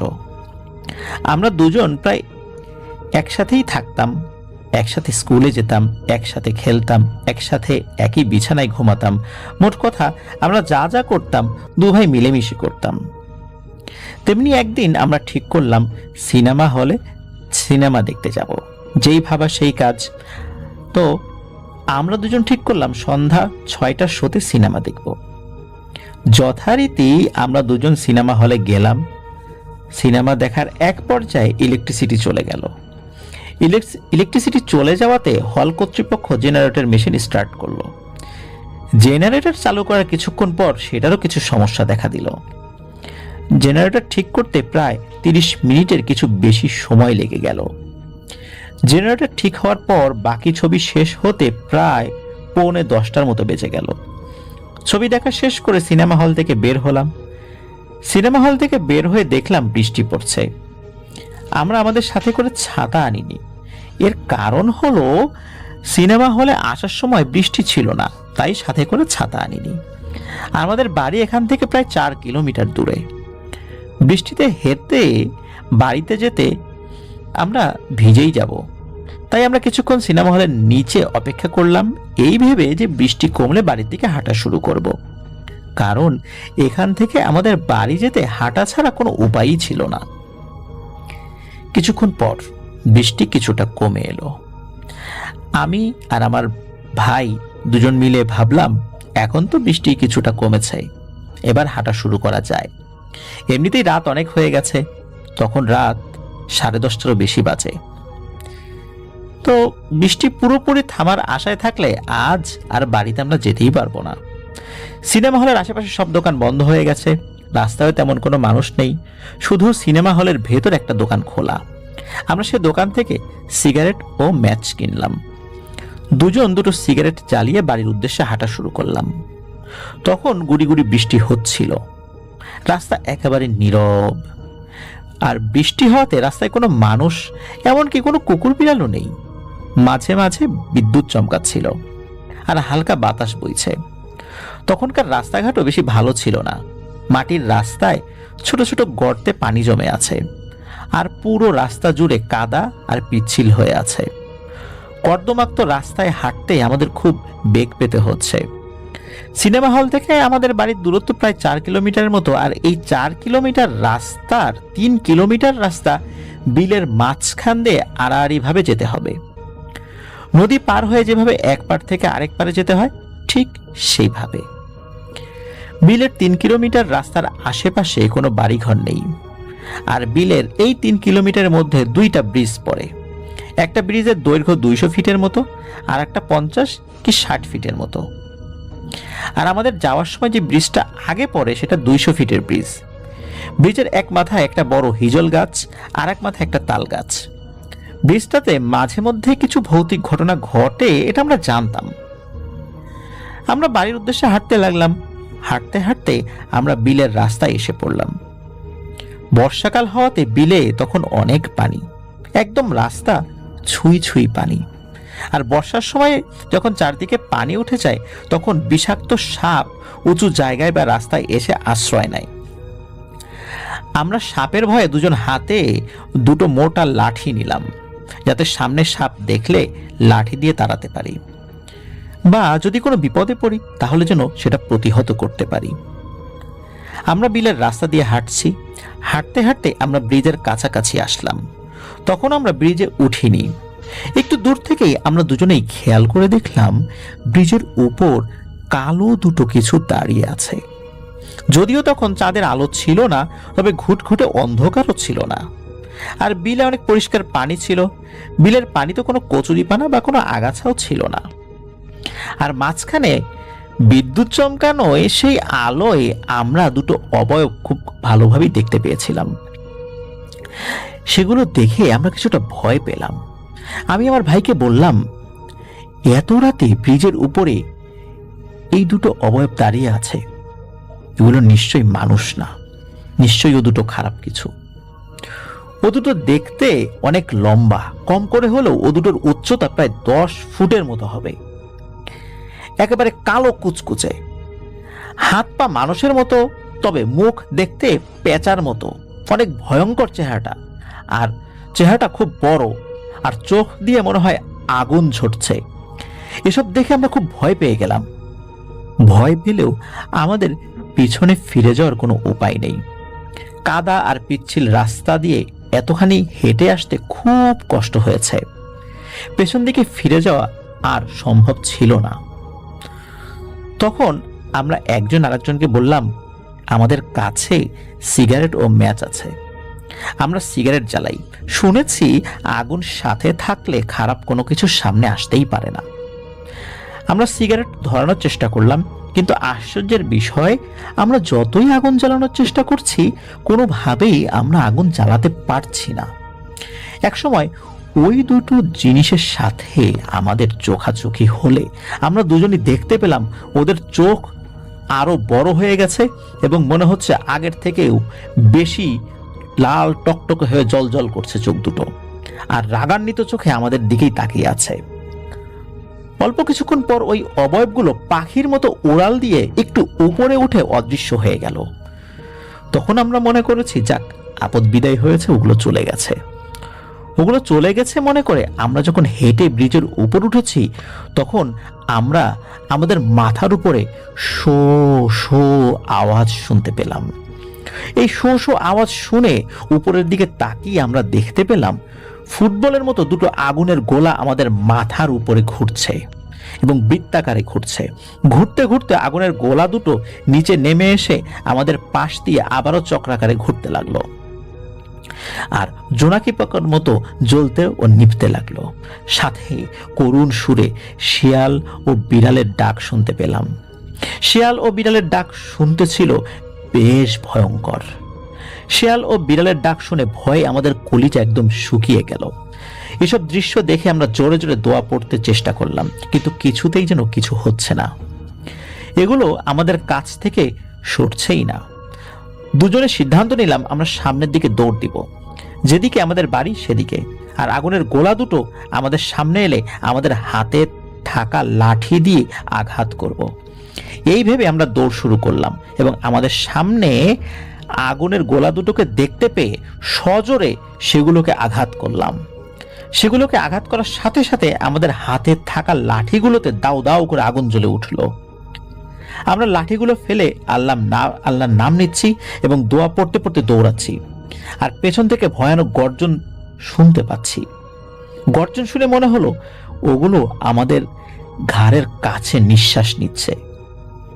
দৌড়ে আমরা সামনে থাকা ব্রিজ ক্রস করলাম এবং সেখান থেকে কিছু দূরে বাড়িঘর ছিল। দৌড়ে আমরা বাড়ির ভেতর গিয়ে চিৎকার করতে লাগলাম।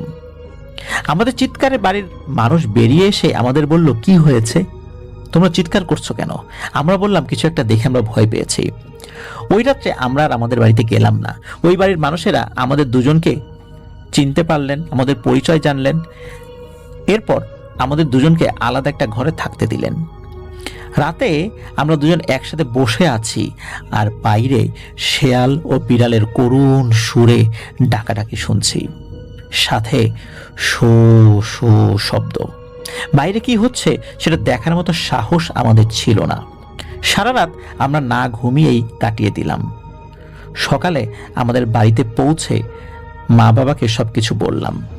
তারা সব শুনে স্থানীয় মসজিদ থেকে আমাদেরকে পানি পড়া এনে খাওয়ালেন এবং মসজিদের ইমামকে দিয়ে ঝাড়ফুঁক করালেন, কিন্তু তাতে কোনো কাজ হলো না। তখন থেকে প্রতি রাতে স্বপ্নে দেখতে পেতাম দুটো আগুনের গোলা আমাদের শরীরের উপর বসে আছে এবং দুটো মানুষ আকৃতির পেঁচার মতো মুখওয়ালা কিছু আমাদের ধাওয়া করছে। ঠিক যেমনটা আমরা ব্রিজের উপরে দেখেছিলাম। আমরা দুজন ঠিক একই রকম স্বপ্ন দেখতাম। স্বপ্ন দেখে ঘুম ভেঙে যেত এবং ঘুম ভেঙে গেলে ঘরের ভিতরে আমাদের সামনেই এগুলো দেখতে পেতাম। সেই আগুনের গোলা আর সেই পেঁচার মতো মুখওয়ালা কিছু একটা। এগুলো দেখে আমরা চিৎকার দিলে সেগুলো কুয়াশার মতো হয়ে বাতাসে মিলিয়ে অদৃশ্য হয়ে যেত। এগুলো দেখে দিন দিন আমাদের দুজনের অবস্থায় খারাপ হতে লাগলো। আমরা ঠিক মতো খেতে পারতাম না, ঘুমাতে পারতাম না এবং সবসময় অসুস্থ থাকতাম। আমাদের এই অবস্থা দেখে আমাদের পরিবার আমাদেরকে স্থানীয় মাদ্রাসার এক বড় হুজুরের কাছে নিয়ে গেলেন। সব শুনে তিনি তার অনুসারে কিছু জিনের মাধ্যমে ওগুলোর খোঁজ খবর নেন এবং হুজুর আমাদের বলেন ওগুলো পিশাচ প্রকৃতির জিন, তবে এরা সবসময় মানুষের ক্ষতি করে না। যদি এদের সামনে কেউ পড়ে যায় বা এদের কেউ দেখে ফেলে তবে তারা তাদের ক্ষতি করতে চায়, তবে ইচ্ছা করে ক্ষতি করতে চায় না। এক সময় হুজুর ওগুলোকে হাজির করেন, সেগুলোর সাথে হুজুর কথা বলেন। হাজির হয়ে হুজুরকে তারা বলেন, আমরা ওই ব্রিজেই থাকি, প্রায় রাত্রে আমরা ওই ব্রিজে এসে বিশ্রাম নেই। ওরা আমাদেরকে ডিস্টার্ব করেছে এবং আমাদের শরীরে আঘাত করেছে। ওরা আমাদের চেহারা দেখেছে, আমাদের চেহারা দেখার থেকেও সবচেয়ে বড় কথা আমাদের শরীরে ওরা আঘাত করেছে। আর আমরা ওদের সহজে ছাড়বো না, সুযোগ পেলে ওদের বড় ধরনের ক্ষতি করব। তখন হুজুর বলল, ওরা তো ইচ্ছে করে তোদের ক্ষতি করেনি বা আঘাত করেনি, ওরা তো তোদেরকে আসলে ওইভাবে দেখতে পায়নি, আর তোরাও তোদের ভয় দেখিয়েছিস, তাই ওরা বাঁচার জন্য তোদের শরীরে আঘাত করেছে। তখন ওই পিশাচটা বলল, আচ্ছা ওরা এত রাতে ওখানে কেন গেল? এত রাত্রে কোনো ভদ্র ঘরের লোকজন তো ওখানে থাকার কথা না। যদি এত রাত্রে ওরা ওখানে না যেত তাহলে আমরা কি ওদেরকে ভয় দেখাতাম? আমরাও ডিস্টার্ব ফিল করতাম না, ওদেরকেও ভয় দেখাতাম না। তখন হুজুর বলল, তোরা যে ওখানে আছিস সেটা তো তারা জানতো না, আর জানলে কখনোই ওখানে ওরা যেত না। এখন যেহেতু জেনেছে যে ওই ব্রিজে তোরা থাকিস, আর কখনোই ওরা ওই ব্রিজের কাছে যাবে না। আমরা শুনতে পেলাম হুজুরের সাথে ওই পিশাচদের অনেক তর্কাতর্কি হচ্ছে। শেষে ওই ব্রিজের কাছে না যাওয়ার শর্তে পিশাচরা আমাদের আর ভয় দেখাবে না এবং আমাদের পেছন ছেড়ে দেবে বলে রাজি হয়। তবে ওই পিশাচটা বলে, এক দামে কেনা 4টে বড় ইলিশ মাছ এবং 2টো কালো খাসি আর সাথে 4টি মোরগ কিনে দিতে হবে, আর আমাদের আঘাত করার প্রতিশোধ হিসাবে আমাদের শরীরের ছোট কোনো একটা অংশ নাকি ওরা কেটে দেবে বা ক্ষতি করবে, তবে বড় ধরনের কোনো ক্ষতি করবে না।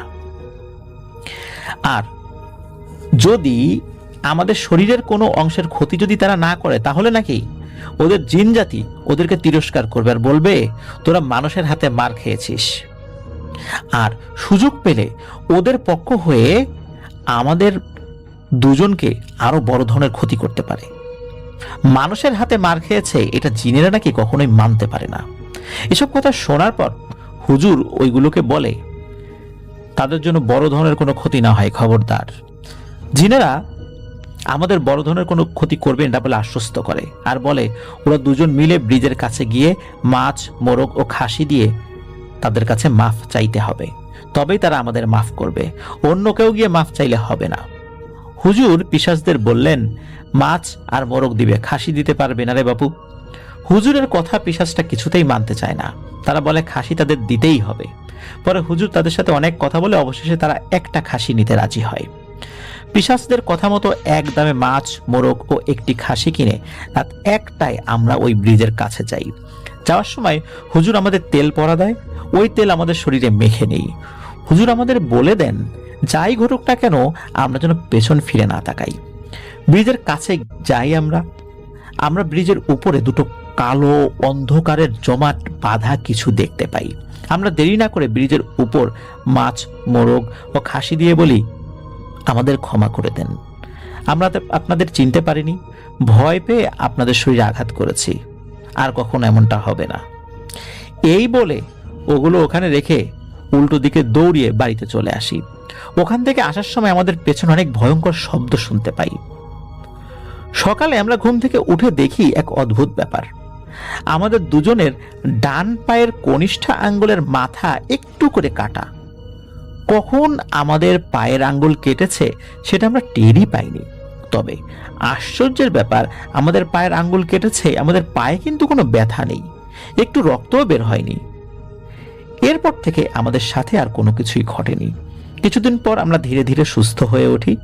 সেই 1997 সাল থেকে 2023 সাল পর্যন্ত এই 26 বছরের মধ্যে আমরা কখনোই ওই ব্রিজের কাছে যাইনি। আমরা অন্য দিক দিয়ে ঘুরে বাড়িতে যেতাম। এটি ছিল ঘটনা। ভালো লাগলে পড়ে শোনাবেন। অসংখ্য ধন্যবাদ আলামিন ভাইকে, চমৎকার একটি ঘটনা সংগ্রহ করে আমাদের জন্য পাঠিয়েছেন। যদিও এটি একজন ট্রাক ড্রাইভারের ঘটনা, কিন্তু ট্রাক ড্রাইভিং এর সাথে সম্পৃক্ত কোনো ঘটনা আবার এটি নয়। আর গ্রামের ঘটনার মধ্যে একটা অর্গানিক গন্ধ রয়েছে। প্রিয় লিসেনার্স, আমরা বলার ক্ষেত্রে বেশ কিছু শব্দ চয়ন করি যেটা হয়তো বা জিনেরা ওইভাবে বলে না, কিন্তু আমরা আপনাদের বোঝানোর খাতিরে সেভাবে বলার চেষ্টা করি যাতে করে আপনারা সহজে বুঝতে পারেন। তো অনেক সময় ঘটনা সুন্দরভাবে উপস্থাপনের ক্ষেত্রে আমরা নিজস্ব কিছু ব্যাপারগুলো পদ্ধতি প্রয়োগ করি। এই জন্য অনেক সময় মনে হতে পারে যে আচ্ছা, জিনেরা তো আরবিতে বলেছিল, তাহলে আপনি কেন আরবিতে বললেন? জিনেরা আরবিতে বললেও অনেক সময় এরকম হয় না যে অ্যারাবিক কোনো ঘটনা আমরা বলেছি, সেখানে জিনেরা তো আরবিতে বলেছে, কিন্তু আমরা যখন জিনের হয়ে বা জিন ওই কথা বলেছে এটা বলি, তখন কিন্তু আমরা বাংলাতেই বলি। তখন অনেকে মনে করেন যে আরবিতেই কেন আমরা বললাম না। আসলে বোঝানোর খাতিরে সেভাবে তো বলা সম্ভব নয়। এই জন্য এই বিষয়গুলো ক্ষমা সুন্দর দৃষ্টিতে দেখার অনুরোধ রইল।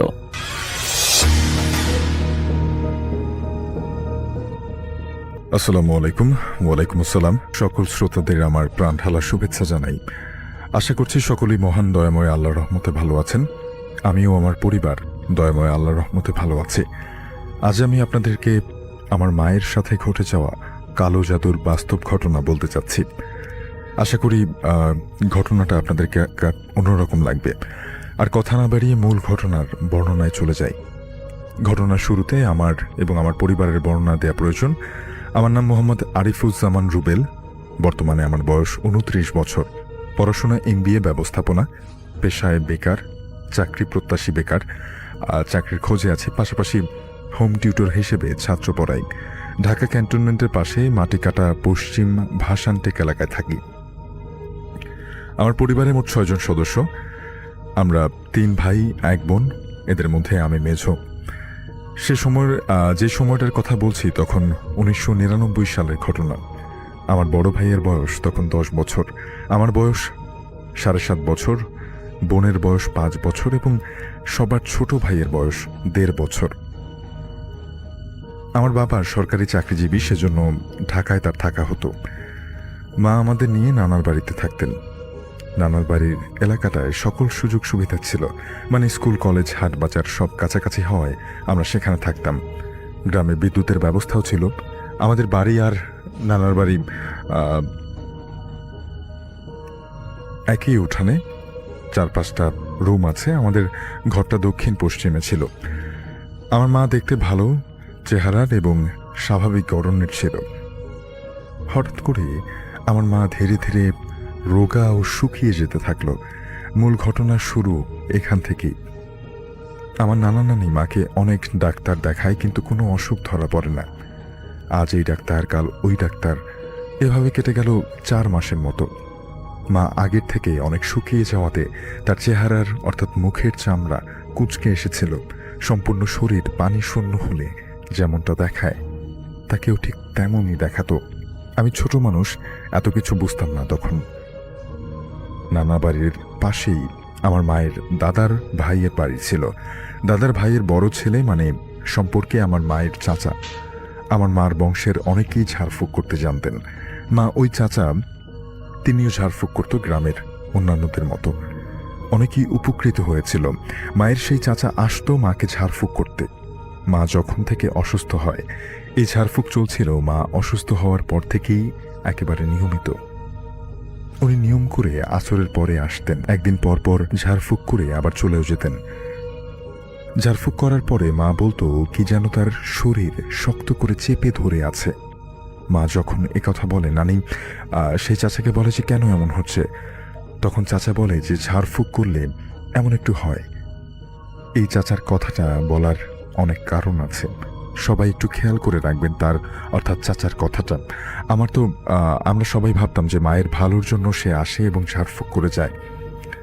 যেহেতু ডাক্তারের অনেক পরীক্ষা করেও কোনো রোগ ধরতে পারছিলেন না, তখন আমার নানি একজন ভালো ও অভিজ্ঞ নামকরা কবিরাজের খোঁজ করছিলেন এবং খোঁজ পেয়েও গিয়েছিলেন। মাকে সেই কবিরাজের কাছে নিয়ে গিয়েছিলেন। সেখানে গিয়ে যা জানতে পেরেছিল তা শুনে রীতিমতো সবাই অবাক হয়ে গিয়েছিল। সেখানে পৌঁছানোর পরে কবিরাজ মাকে দেখার সাথে সাথেই বলে দেয় যে কালো জাদুতে আক্রান্ত আমার মা। কারণ তার এসব দোয়া তাবিজের কাজ করার অনেক দিনের অভিজ্ঞতা। তিনি আমার নানিকে আর মাকে নিয়ে একটা অন্ধকার রুমে গিয়েছিলেন। জিন আসর বসিয়ে জানতে পারে যে আমার মাকে নাকি মায়ের বংশের লোকই তাবিজ করেছে। কে করেছে নাম জানতে চাইলে উনি অর্থাৎ কবিরাজ বলেন নাম প্রকাশ করা নিষেধ আছে। এসব প্রকাশ করা যেমন তাদের নিয়ম বহির্ভূত, অন্যদিকে সামাজিকভাবে একটা ঝামেলা বাড়ার সুযোগ রয়েছে।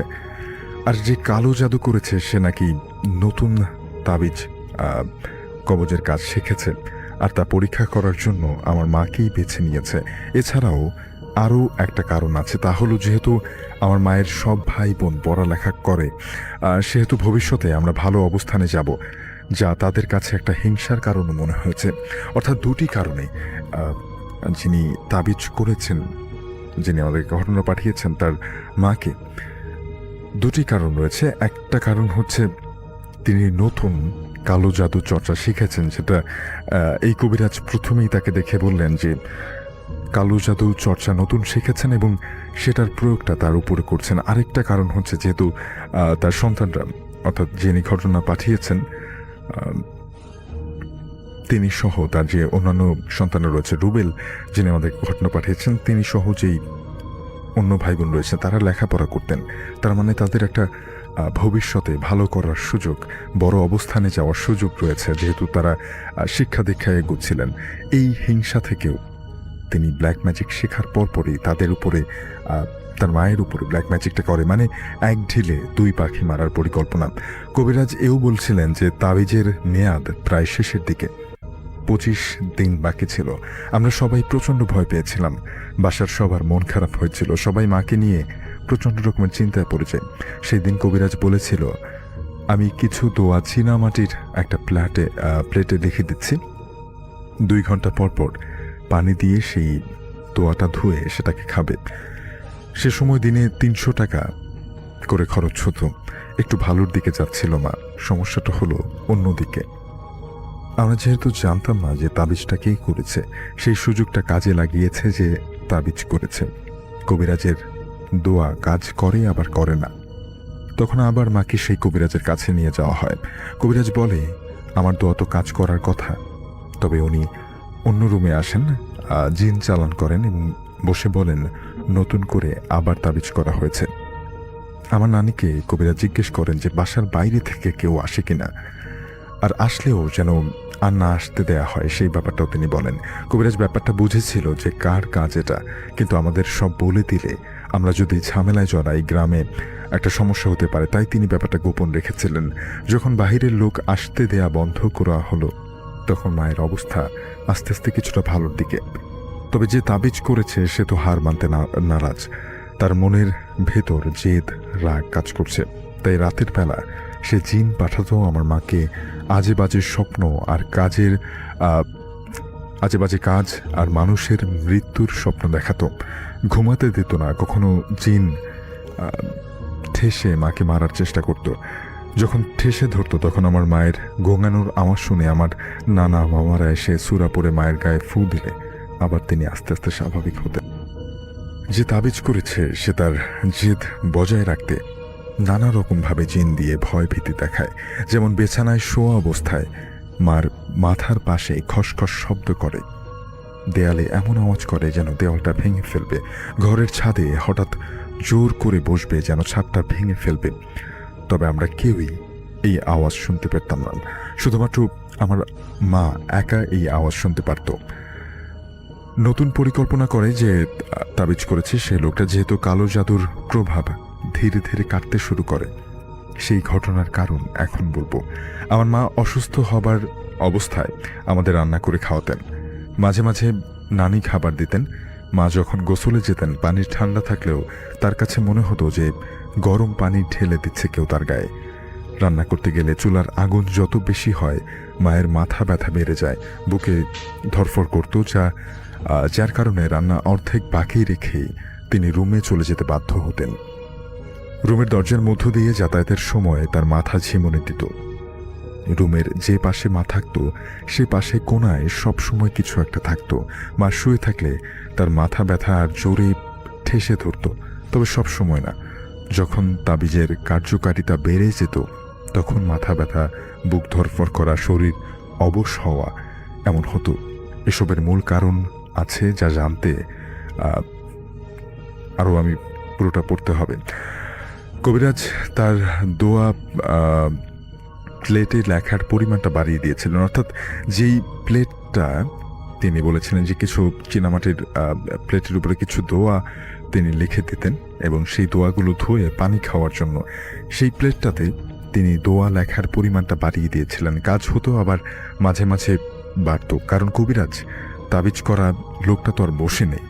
সে তার সকল সাধনাকে চেষ্টা করছে। যদি সে ব্যর্থ হয় তাহলে তার বা তার পরিবারের কারো না কারোর ক্ষতি হবে।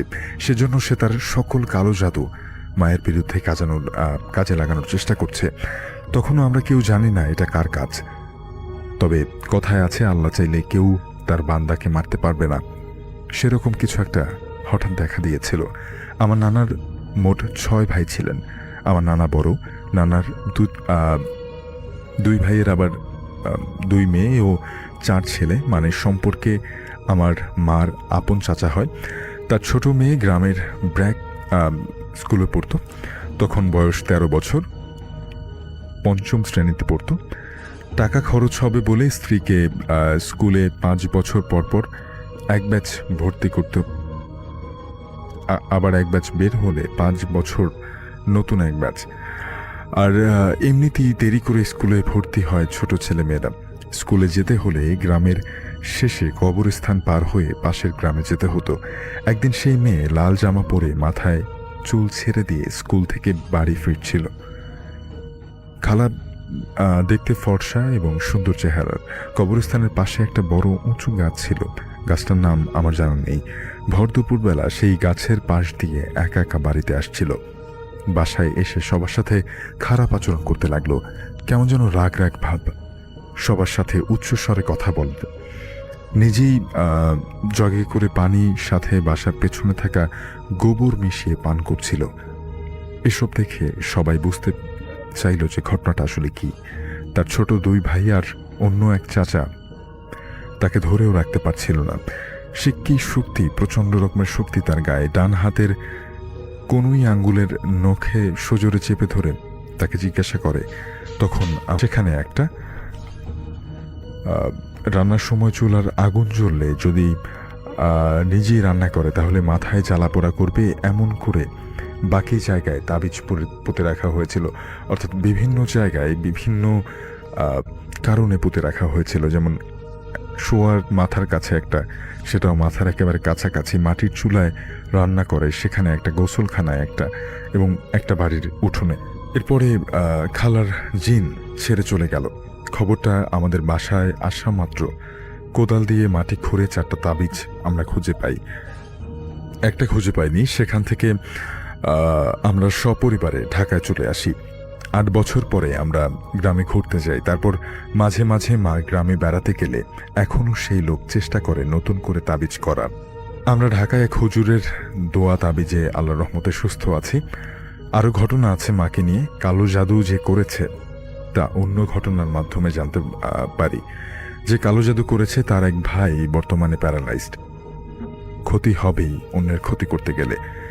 আমার মার চাচা যে মাকে একদিন পর পর ঝাড়ফুঁক করত, সেই মূল শয়তান।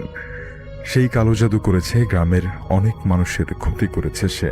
একটা ঘটনাই বললাম, আরও বাকি আছে কয়েকটা কাহিনীর। পরে সময় পেলে আবারও জানাবো। গুছিয়ে লিখতে না পারার জন্য দুঃখিত। ঘটনাটি আমাদেরকে ইমেল করেছেন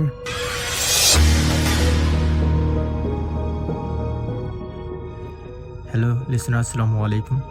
আপনাদেরকে অসংখ্য ধন্যবাদ যে আপনারা এতক্ষণ যাবৎ আমাদের সম্পূর্ণ ঘটনাগুলো শুনলেন এবং মনোযোগ সহকারে শুনলেন। তো আমি আশা করব আপনারা অবশ্যই লাইক, কমেন্ট, শেয়ার করতে ভুলবেন না। তো অবশ্যই আপনারা কমেন্ট সেকশনে জানাবেন যে আজকের ঘটনাগুলো কীরকম লাগলো। তো আমি চেষ্টা করছি আজকের ঘটনাগুলো সবগুলোই আপনাদের জন্য বাছাইকৃত স্পেশাল এপিসোড তৈরি করার জন্য।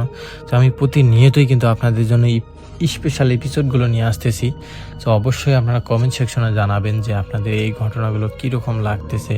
আর আজকে যে 5টা ঘটনা ছিল এবং যে ঘটনাগুলো ছিল সবগুলোই আপনাদের কীরকম লাগছে এবং কার ঘটনাটি কীরকম লাগলো এই কথাটি অবশ্যই কমেন্ট সেকশনে জানাবেন। আর আমরা চেষ্টা করব আপনাদের জন্য এরকম ঘটনাগুলো নিয়ে আসার জন্য প্রতিনিয়তই। তো অবশ্যই আপনারা কমেন্ট সেকশনে জানাবেন যে কার ঘটনাটি কীরকম লাগলো। তো এর পরবর্তীতে আপনাদের জন্য আমরা আরও সুন্দর সুন্দর ঘটনা নিয়ে হাজির করব ইনশাল্লাহ। তো আপনাদের সাথে যদি নিজেদের সাথে এরকম কোনো ভৌতিক ঘটনা এবং পার্শ্ববর্তী আত্মীয় বা কারোর সাথে এরকম ভৌতিক ঘটনা হয়ে থাকে তাহলে আমাদের সাথে শেয়ার করতে পারেন। আমরা চেষ্টা করব যদি ঘটনাটি সিলেক্টেড হয় আমাদের এই চ্যানেলে পাবলিশ করার জন্য। তো অবশ্যই আপনারা যদি আজকের এই চ্যানেলে নতুন হয়ে থাকেন তাহলে অবশ্যই সাবস্ক্রাইব করতে ভুলবেন না। আর আমরা প্রতিনিয়তই কিন্তু আপনাদের জন্য রাত 10টার সময় এই চ্যানেলে ভিডিও পাবলিশ করতেছি, নতুন নতুন এপিসোড নিয়ে আসতেছি। সো অবশ্যই আপনারা আমাদের এই এপিসোডগুলো শুনতে হলে সাবস্ক্রাইব করতে হবে এবং পাশে থাকা বেল আইকনটি অন করে দিবেন যাতে করে আমাদের নতুন এপিসোড আসার সাথে সাথে আপনাদের মাঝে হাজির হয়ে যায়। তো আমরা চেষ্টা করব আপনাদের জন্য আপনাদের মন মতো ঘটনাগুলো নিয়ে আসার জন্য। তো আজকের মতো এখানেই বিদায় নিচ্ছি, আবার দেখা হবে নতুন এপিসোডে। আল্লাহ হাফেজ, আসসালামু আলাইকুম।